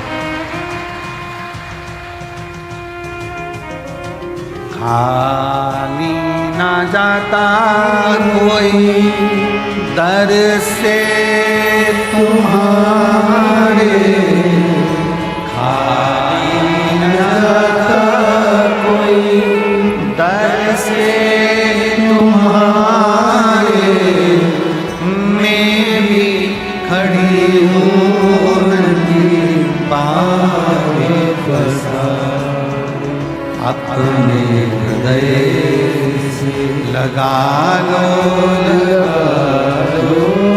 गिरा जा रहा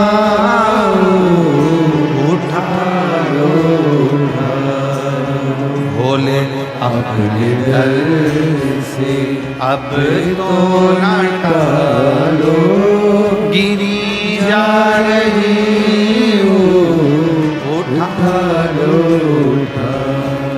शिव के आश्रित होकर, शिव के भरोसे में, शंकर भगवान की शरणागति में एक विश्वास को रखकर शिव का अनुमोदन,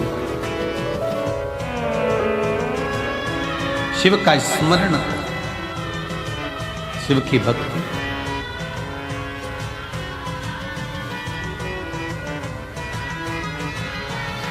महाराज थोड़ा समय अगर लग जाए, व्रत करने पर भी अगर कार्य पूर्ण ना हो, आंकड़े की जड़ बांधने पर भी ना हो, कोई तकलीफें हैं तो भी अपनी हिम्मत मत तोड़ना, उसके आश्रित रहना, शिव के मंदिर में जाकर एक लोटा जल चढ़ाते रहना। एक ना एक दिन मेरा शिव तुम्हारे दुख को काटे। जब आपके मोहल्ले के, आपकी सोसाइटी के, आपकी कॉलोनी के, आपके क्षेत्र के कोई छोटे छोटे बच्चे, तुम्हारे आसपास के बच्चे दौड़ दौड़ कर जब शंकर जी के मंदिर में एक लोटा जल चढ़ाते होंगे तो तुम्हें प्रसन्नता तो बहुत होती है, तुम्हें खुशी तो होती होगी कि हमारे क्षेत्र में, हमारे घर के आसपास के बच्चे एक लोटा जल लेकर शिवालय तक जा रहे हैं, शंकर के मंदिर तक जा रहे हैं, शंकर की चौखट तक जा रहे हैं। और प्रत्येक शिव मंदिर, आज के समय का प्रत्येक शिवालय बड़ा देवाधिदेव महादेव की कृपा से, शंकर भगवान के गुणगान से और शिव कृपा से सारे शिवालय आज के समय में सब पुराने से पुराना शिवालय हो, चाहे नया से नया शिवालय हो, सब पूर्ण तरह से स्वच्छ, सुंदर और अच्छे बनते चले जाए। आपके क्षेत्र को देख लो, ये नांदगांव जिसका नाम है नांदगांव, ये नांदगांव नाम किसके बल पर है? नांदेश्वर महादेव के बल पर, नांदेश्वर महादेव के बल पर। इसी नांदगांव के पास में आ जाता है पिनाकेश्वर महादेव।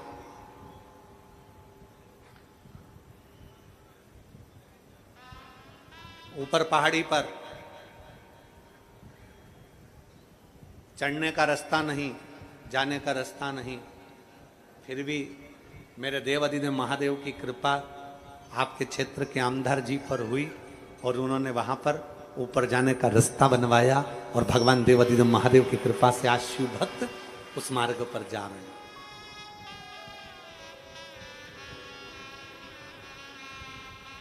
शिव कृपा, ये सब करने के लिए,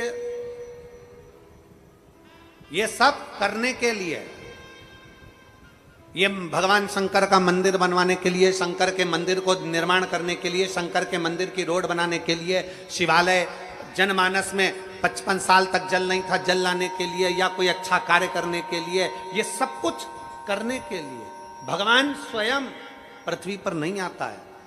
भगवान शंकर अपना ही किसी गण को भेज देता है जो इस रूप में काम करता है और कहीं ना कहीं किसी रूप में कार्य कर रहा है।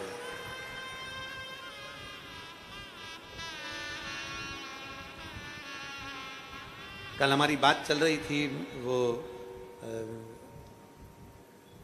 भैया जी के भतीजे जी से, तो हम उनसे कह रहे थे तुम्हारे क्षेत्र में शंकर जी के बहुत सारे मंदिर बन गए होंगे अब तो वो बोल रहे थे कि गुरुदेव अन्ना जी पूरे क्षेत्र का कोई भी व्यक्ति आ जाए और वो कहे कि शिवालय बनना है, शंकर का मंदिर बनना है या देवालय बनना है, तो ऐसा कोई गांव खेड़े का व्यक्ति नहीं होगा जो वहां आए और कहे और उसका मंदिर ना बनता हो। शिवालय बनता ही बनता है, बनता ही।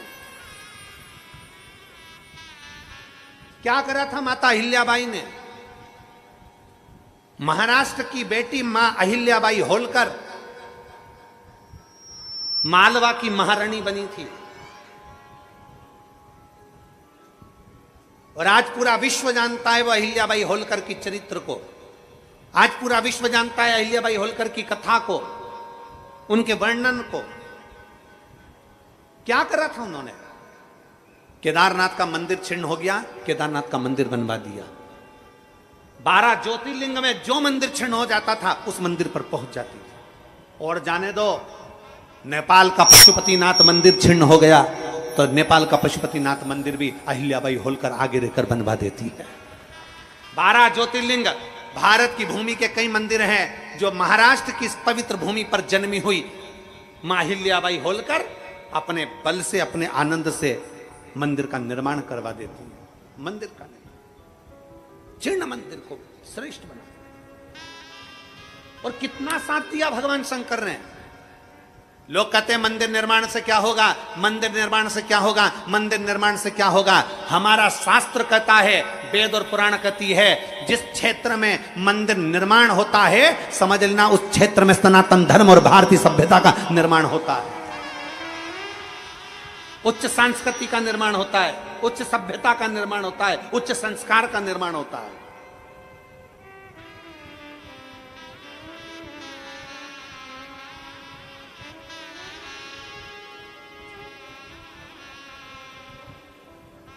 मां अहिल्याबाई होलकर ने जब मंदिरों का निर्माण करा, अपने हाथ में शंकर का शिवलिंग लेकर चलती थी। किस किस ने दर्शन करें अहिल्याबाई होलकर जी के? माता अहिल्याबाई होलकर के फोटो का दर्शन कराए, चित्र का दर्शन कराए, मूर्ति का दर्शन कराए आप लोगों ने? क्या रहता था उनके हाथ में? जम के बोलो जरा। शंकर का शिवलिंग अपने हाथ में लेकर चलती थी और हाथ में। और जब उनका पत्र किसी राजघराने में जाता था तो उस पर मां अहिल्याबाई नहीं, उस पर लिखा होता था शिव का आदेश। मां अहिल्याबाई के पत्र पर लिखा रहता था शंकर का आदेश, शिव का आदेश। युद्ध के मैदान में मां अहिल्याबाई होलकर को मालवा के उस क्षेत्र में चारों तरफ से दुश्मनों ने घेर लिया। अहिल्याबाई होलकर अकेली बीच में अपनी सेना के साथ थी। सैनिकों के सरदार से पूछा, सेनापति से पूछा, क्या बात है, आज घबरा क्यों रहे हो? सेनापति कहता है, मां अहिल्याबाई होलकर से मां उत्तर दक्षिण पूरब पश्चिम चारों तरफ से राजाओं ने आक्रमण कर दिया और अपन बीच में है। बीच में, बीच में? हाँ। मां अहिल्याबाई होलकर ने पूछा, तो घबराहट किस चीज की है? टेंशन क्यों?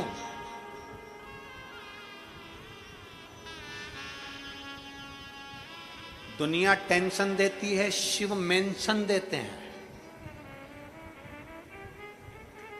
दुनिया टेंशन देगी, शंकर मेंशन देंगे। चिंता क्यों? किस लिए?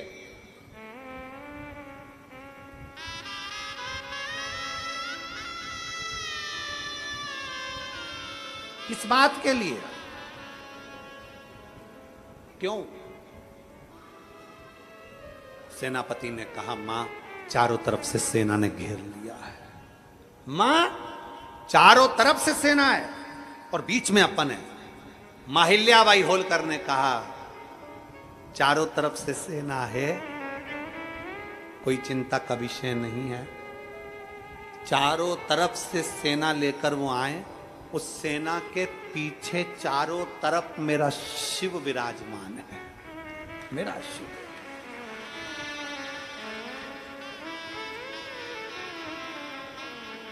एक तरफ सोमनाथ है, दूसरी तरफ जाओ केदारनाथ है, तीसरी तरफ जाओ नागेश्वर, चौथी तरफ देखो तो रामेश्वरम। तुम्हारी जहां मर्जी पड़ जाए वहां चले जाओ, तुम्हारी जहां मर्जी।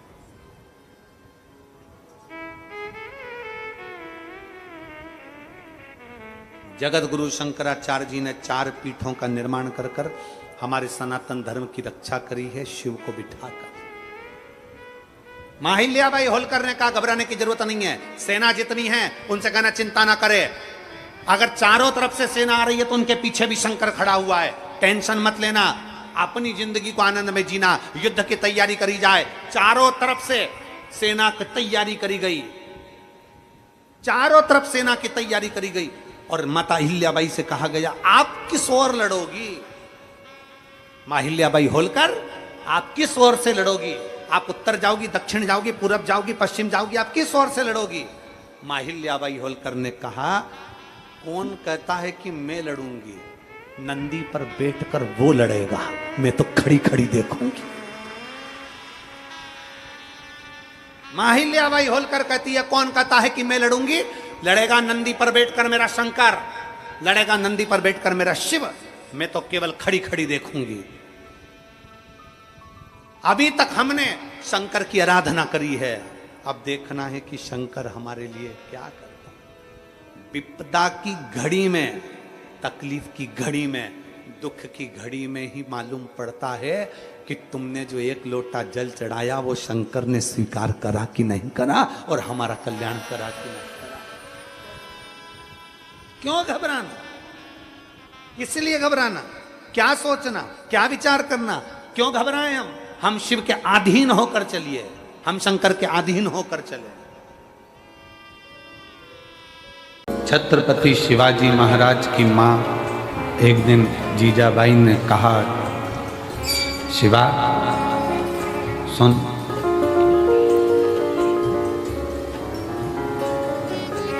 तू शिव के मंदिर में जाकर शंकर को शीश नवाता है, तेरी माँ जीजाबाई ने भी तुझको शिव को शीश नवाकर पाया है, शीश नवाकर। जीजाबाई कहती है शिवा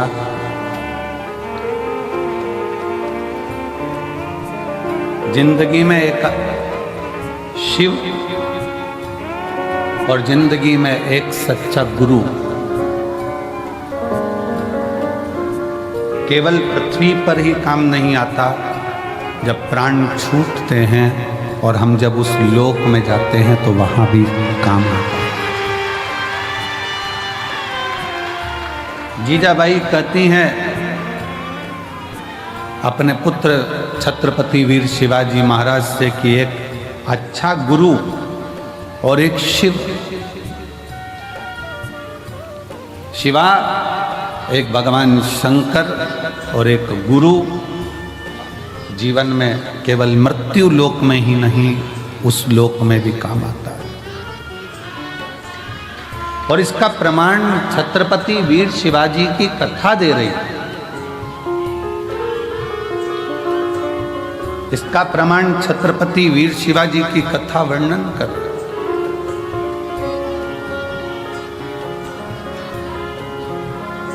छत्रपति वीर शिवाजी की कथा कहती है कि मुगलों ने बहुत आक्रमण करे पर छत्रपति वीर शिवाजी पर विजय प्राप्त नहीं कर पाए। तब मुगलों ने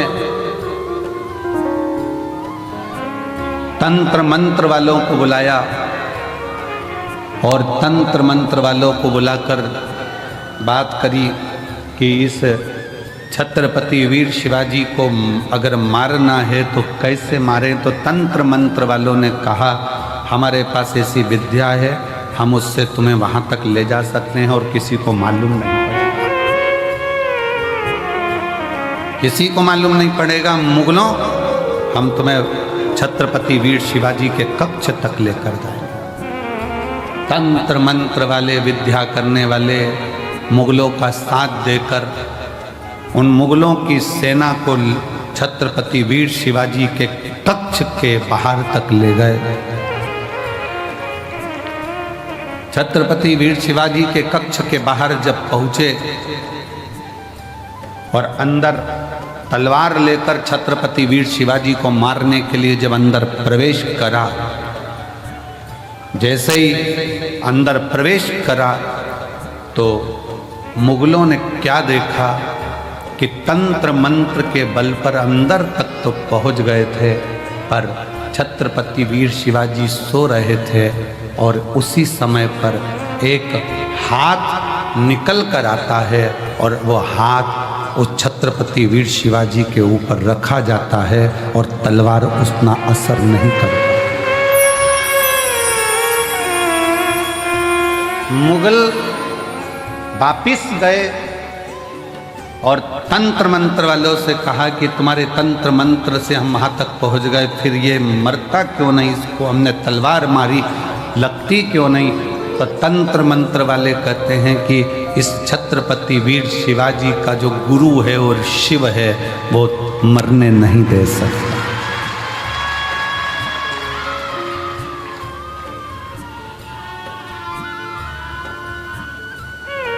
वो मरने नहीं देगा।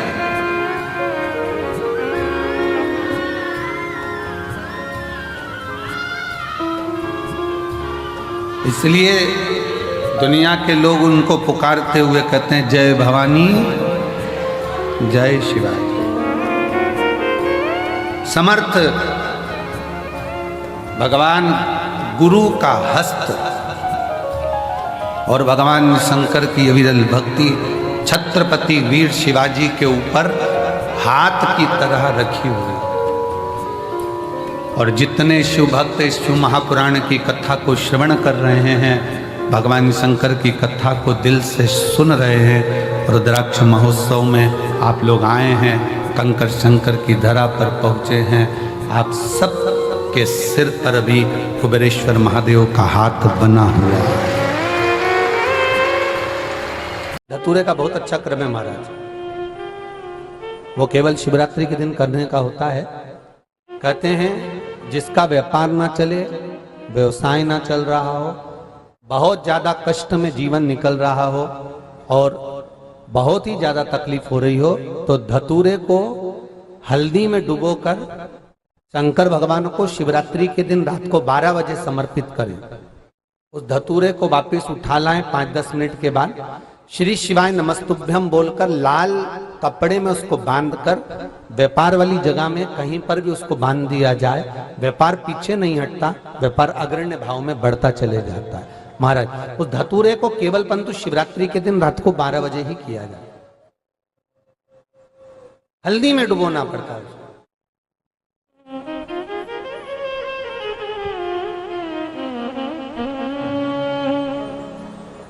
यही प्रमाण एक क्रम में और है महाराज जी। लिंग पुराण कहती है, मान लो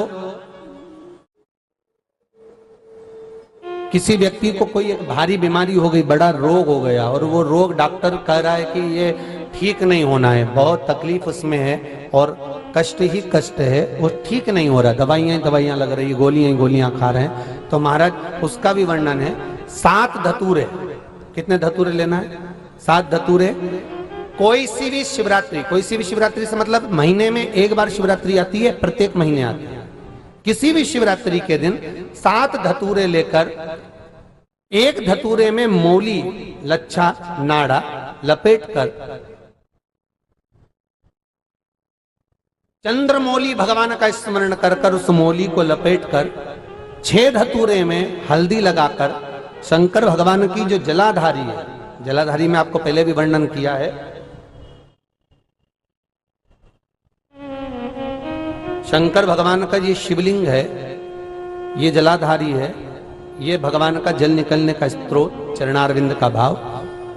शिवलिंग जहां रखा हुआ है ये पार्वती जी का हस्त कमल है, जो ये गोल भाग है ये पार्वती का हस्त कमल है, जहां शिवलिंग रखा है। जहां से जल नीचे गिरता है उसके सीधे भाग में श्री गणेश जी महाराज का स्थान है, उसके उल्टे भाग में श्री कार्तिकेय जी का स्थान है। जलाधारी के सामने एक मोटी सी लाइन होती है, कहीं सांप बना होता है, कहीं स्थान बना होता है। जो मोटी सी लाइन है ये शंकर भगवान की सबसे छोटी लड़की अशोक सुंदरी का स्थान है। जलाधारी के ऊपर जो 3 टेकी लगी है ये भृगु ऋषि का, भृंगी गण का स्थान है।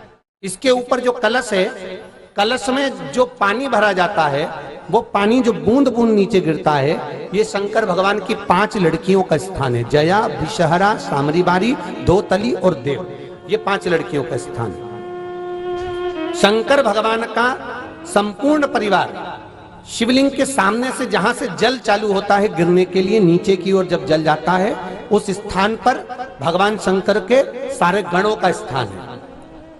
फिर जब जल बहकर सामने की ओर जाता है, जितनी दूर तक जल जाता है उतनी दूर तक भगवान शंकर के उस जल भाग को ग्रहण करने के लिए 33 कोटि देवताओं का स्थान है।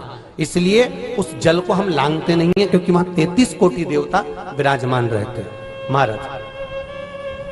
तो जो बीमारी डॉक्टर ने बता दी और बहुत बड़ा रोग हो गया और शरीर में कष्ट है, ठीक नहीं हो रहा, चाहे लीवर से जुड़ा हो, चाहे किडनी से जुड़ा हो, चाहे कैंसर से जुड़ा हो, और मान लो शरीर में कहीं गांठ भी हो गई है और वो मिटी नहीं रही हो, तो महाराज निवेदन है 7 धतूरे, एक धतूरे पर मोली लपेटकर वो शंकर जी के शिवलिंग के ऊपर चढ़ाना। 6 धतूरे, उसमें से एक धतूरा भगवान श्री गणेश जी का स्थान, दूसरा धतूरा श्री कार्तिकेय जी का स्थान, तीसरा धतूरा अशोक सुंदरी का स्थान। महाराज शंकर भगवान की जगदम्बा जी के हस्त कमल के ऊपर एक धतूरा, 5 एक धतूरा जहां से जल नीचे की ओर बहकर जा रहा हो, पानी जिस जगह से नीचे गिर रहा हो बिल्कुल वहीं पर एक धतूरा चढ़ा देना है। उस धतूरे को चढ़ाने के बाद वो धतूरा वापस लेकर आना है। अवधूतेश्वर महादेव का नाम लेकर या चंपेश्वर महादेव का नाम लेकर उस धतूरे को, जो बीमार व्यक्ति है उसका स्पर्श कराकर बेलपत्री के पेड़ के नीचे पटकवा देना है महाराज। धीरे धीरे रोग में आराम मिलना प्रारंभ हो जाता है, औषधियां धीरे धीरे समाप्त हो जाती हैं और व्यक्ति स्वस्थ हो जाता है। ये केवल शिवरात्रि के दिन ही होता। 12 महीने शिवरात्रि आती है, आप किसी भी शिवरात्रि को कर सकते हो, किसी भी शिवरात्रि निवेदन कर सकते। भोला सब दुख काटो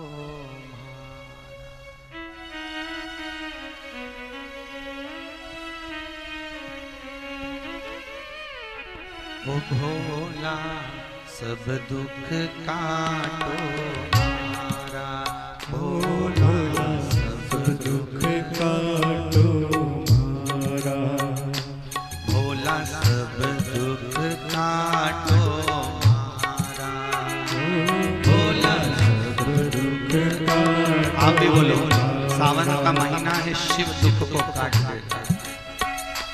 भोला सब दुख काटो मारा, भोला सब दुख काटो मारा, शिव शंकर डमरू वाला, भोला सब दुख काटो मारा, ओ भोला सब दुख काटो मारा, शिव शंकर डमरू वाला, भोला सब दुख काटो मारा, ओ भोला सब दुख काटो मारा।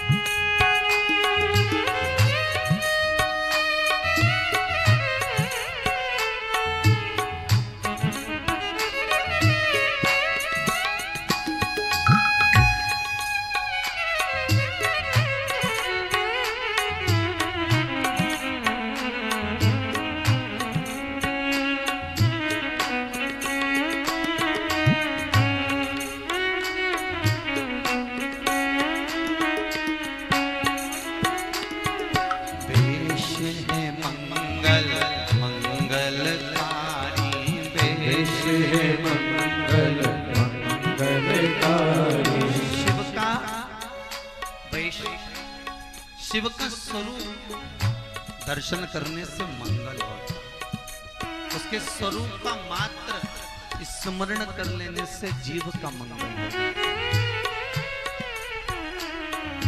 देश है मंगल मंगलकारी, देश है मंगल मंगलकारी, देश है मंगल मंगलकारी, देश है मंगल मंगलकारी, सब सनवासी हमारा, सब सनवासी हमारा, सब दुख काटो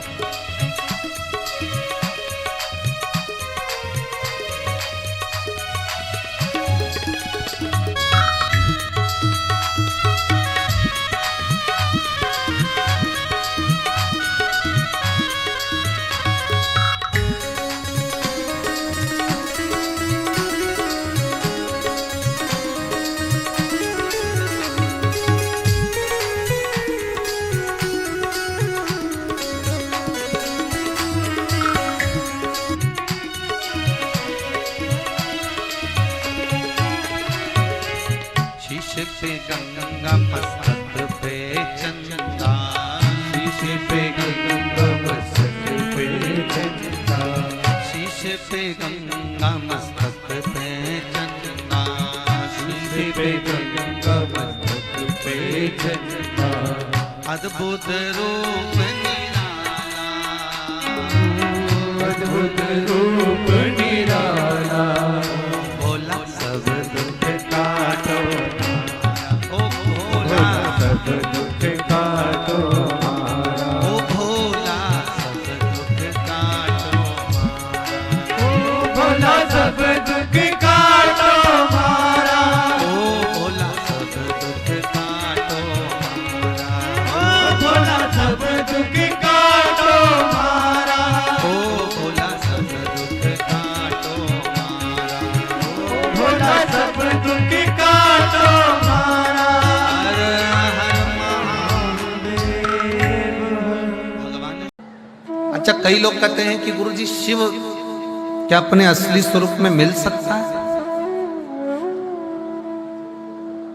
शंकर भगवान का क्या अपना असली स्वरूप में शिव हमारे सामने हमारे सम्मुख में आ सकता है?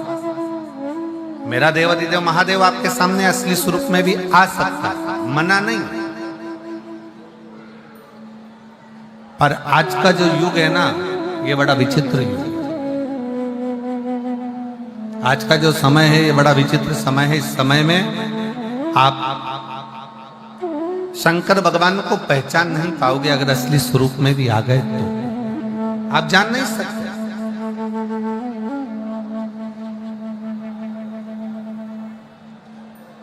शिव अगर सत्यता के सम्मुख में सामने आकर प्रकट भी हो जाए, सामने आकर खड़े भी हो जाए, तो आप उसको पहचान नहीं पाओगे। आपके मन में आएगा, हो सकता है कोई बहरूपिया, हो सकता है कोई तिलक लगाया, हो सकता है कोई ने वेश बनाया, हो सकता है कोई स्वरूप धर कर आ गया। आप शिव को पहचानोगे तो शिव सामने कभी नहीं आते।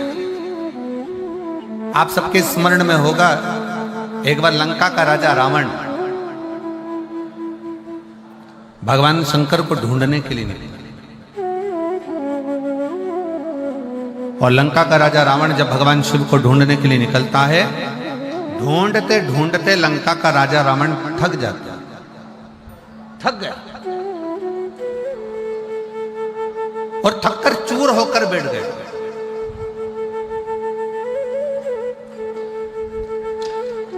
एकदम थका हुआ है, बैठा हुआ है, पड़ा हुआ है, और उसने एक संकल्प लिया कि मैं शंकर को ढूंढ कर रहूंगा। मंदोदरी रावण के सम्मुख में आई और रावण के साथ में मिलकर मंदोदरी ने रावण से कहा, स्वामी आपसे शंकर भगवान रोज मिलते हैं, आप शिव जी की अर्चना रोज करते हो, आप शंकर का गुणगान रोज करते हो, आप शिव की पूजन रोज करते हो, तो फिर आप शंकर जी को ढूंढने क्यों निकले? मुझे शिव को ढूंढना, मुझे शंकर को ढूंढना। और शंकर भगवान को ढूंढने के लिए लंकाधिपति रावण लगा रहा, पर शिव उसको मिले। थक गया, चूर होकर गिर गया, पड़ गया, नीचे बैठ गया।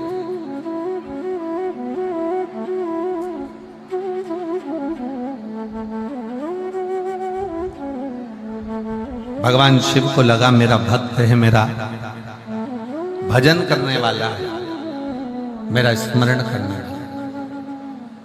शंकर भगवान बोले, काम करो नंदी, जाओ जरा, और नंदी तुम जाकर लंकाधिपति रावण को समझाओ कि शिव को ढूंढने के लिए तुम मत करो, तुम एक काम करो कि जहां पर हो वहीं पर एक पार्थिव लिंग का निर्माण करो, और पार्थिव लिंग का निर्माण कर कर उसकी पूजन करो।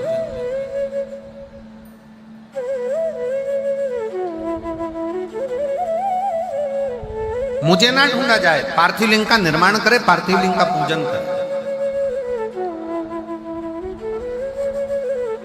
और पार्थिव लिंग का पूजन कर कर वो मुझे वहीं पर प्रकट कर सकता है। पर रावण कह रहा है कि मैं शिव को ढूंढने के लिए निकला हूं, पार्थिव लिंग का पूजन नहीं, स्वयं शंकर को अपने साथ में लेकर मैं लंका तक जाऊंगा, लंका तक पहुंचूंगा।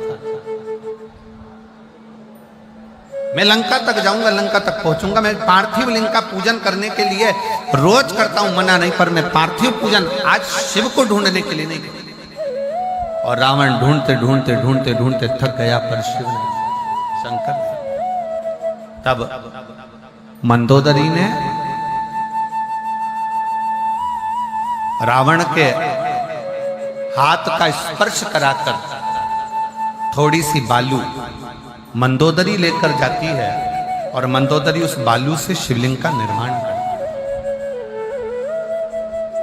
केवल रावण के हाथ का स्पर्श कर कर बालू मंदोदरी लेकर जाती है और मंदोदरी ने पार्थिव शिवलिंग का पूजन करा, पार्थिव लिंग का पूजन करा, पार्थिव पूजन करी। और जैसे ही पार्थिव लिंग की पूजन मंदोदरी ने करी, इतनी देर में रावण के सम्मुख में भगवान देवाधिदेव महादेव तुरंत प्रकट हो जाते, स्वयं सामने आकर खड़े। अर्थात शिव महापुराण की कथा एक बड़ा सुंदर प्रसंग वर्णन करती है। लंकाधिपति रावण का ये प्रसंग कहता है कि घर का कोई सदस्य, परिवार का कोई सदस्य जब शंकर जी के पार्थिव लिंग का पूजन करता है या भगवान शंकर को एक लोटा जल चढ़ाता है, उसके घर का यदि एक सदस्य भी शिव के मंदिर तक जा रहा है, उसके घर का एक सदस्य भी अगर शंकर के तक शिवालय तक जा रहा है, तो यह निश्चित है कि परिवार का एक सदस्य भी अगर शंकर का भजन कर रहा है तो वो एक सदस्य, इसलिए शास्त्र कहता है उज्जैन का ऋण मुक्तेश्वर मंदिर का दरवाजे पर लिखा है कि शिव महापुराण सुनने वाला, शंकर का स्मरण करने वाला, शंकर को एक लोटा जल चढ़ाने वाला केवल एक पीढ़ी या 7 पीढ़ी को नहीं, 71 पीढ़ी को पार लगा देगा। जिन बेटा बेटियों का विवाह नहीं होता, उन बेटा बेटियों के लिए मान लो अगर कोई ग्रह ऐसे हो गए कि भाई संबंध टूट गया और संबंध टूटने के बाद तलाक हो गया, होने के बाद दूसरा विवाह ही नहीं हो रहा, संबंध टूटने के बाद मंगल विवाह दूसरा हो ही नहीं रहा, तो प्रयास करिएगा। माँ जगतजननी जगदम्बा का हाथ इस तरह से रहता है, अपने दर्शन करेंगे पार्वती मैया के शिव मंदिर में, तो पार्वती जी का हस्त कमल शंकर जी की साक्षी में हमेशा बंधा हुआ रहता है, शिव की साक्षी में। महाराज प्रदोष काल में, प्रदोष के दिन कभी भी, किसी भी प्रदोष के दिन, वैसे तो मूल है इसमें सोम प्रदोष का वर्णन, सोमवार की जो प्रदोष पड़े उसका मूलता माना गया है, पर आप प्रयास करना कि किसी भी प्रदोष के दिन जिसका तलाक हो चुका हो, जिसका संबंध खराब हो चुका हो, संबंध हो ही नहीं रहा हो वापिस से, सोम प्रदोष के दिन जहां मां जगतजननी का हस्त कमल बंधा रहता है और शंकर भगवान का शिवलिंग है। आप लोगों ने कथा सुनी होगी कि सबसे पहली यज्ञोपवीत संस्कार, सबसे पहला यज्ञोपवीत संस्कार किसका हुआ था और किसने किया था? महाराज सबसे पहला यज्ञोपवीत माता ललिता देवी ने भगवान शंकर को यज्ञोपवीत धारण करवाया था।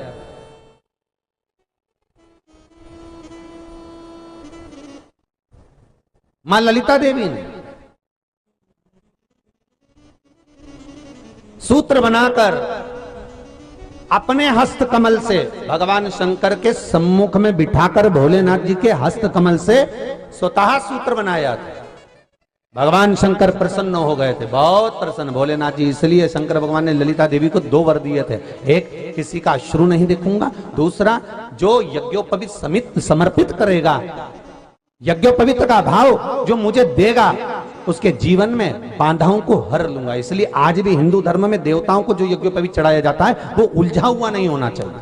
देवताओं को जो यज्ञोपवीत चढ़ता है उसको सुलझाकर चढ़ाया जाता है, समर्पित करेगा।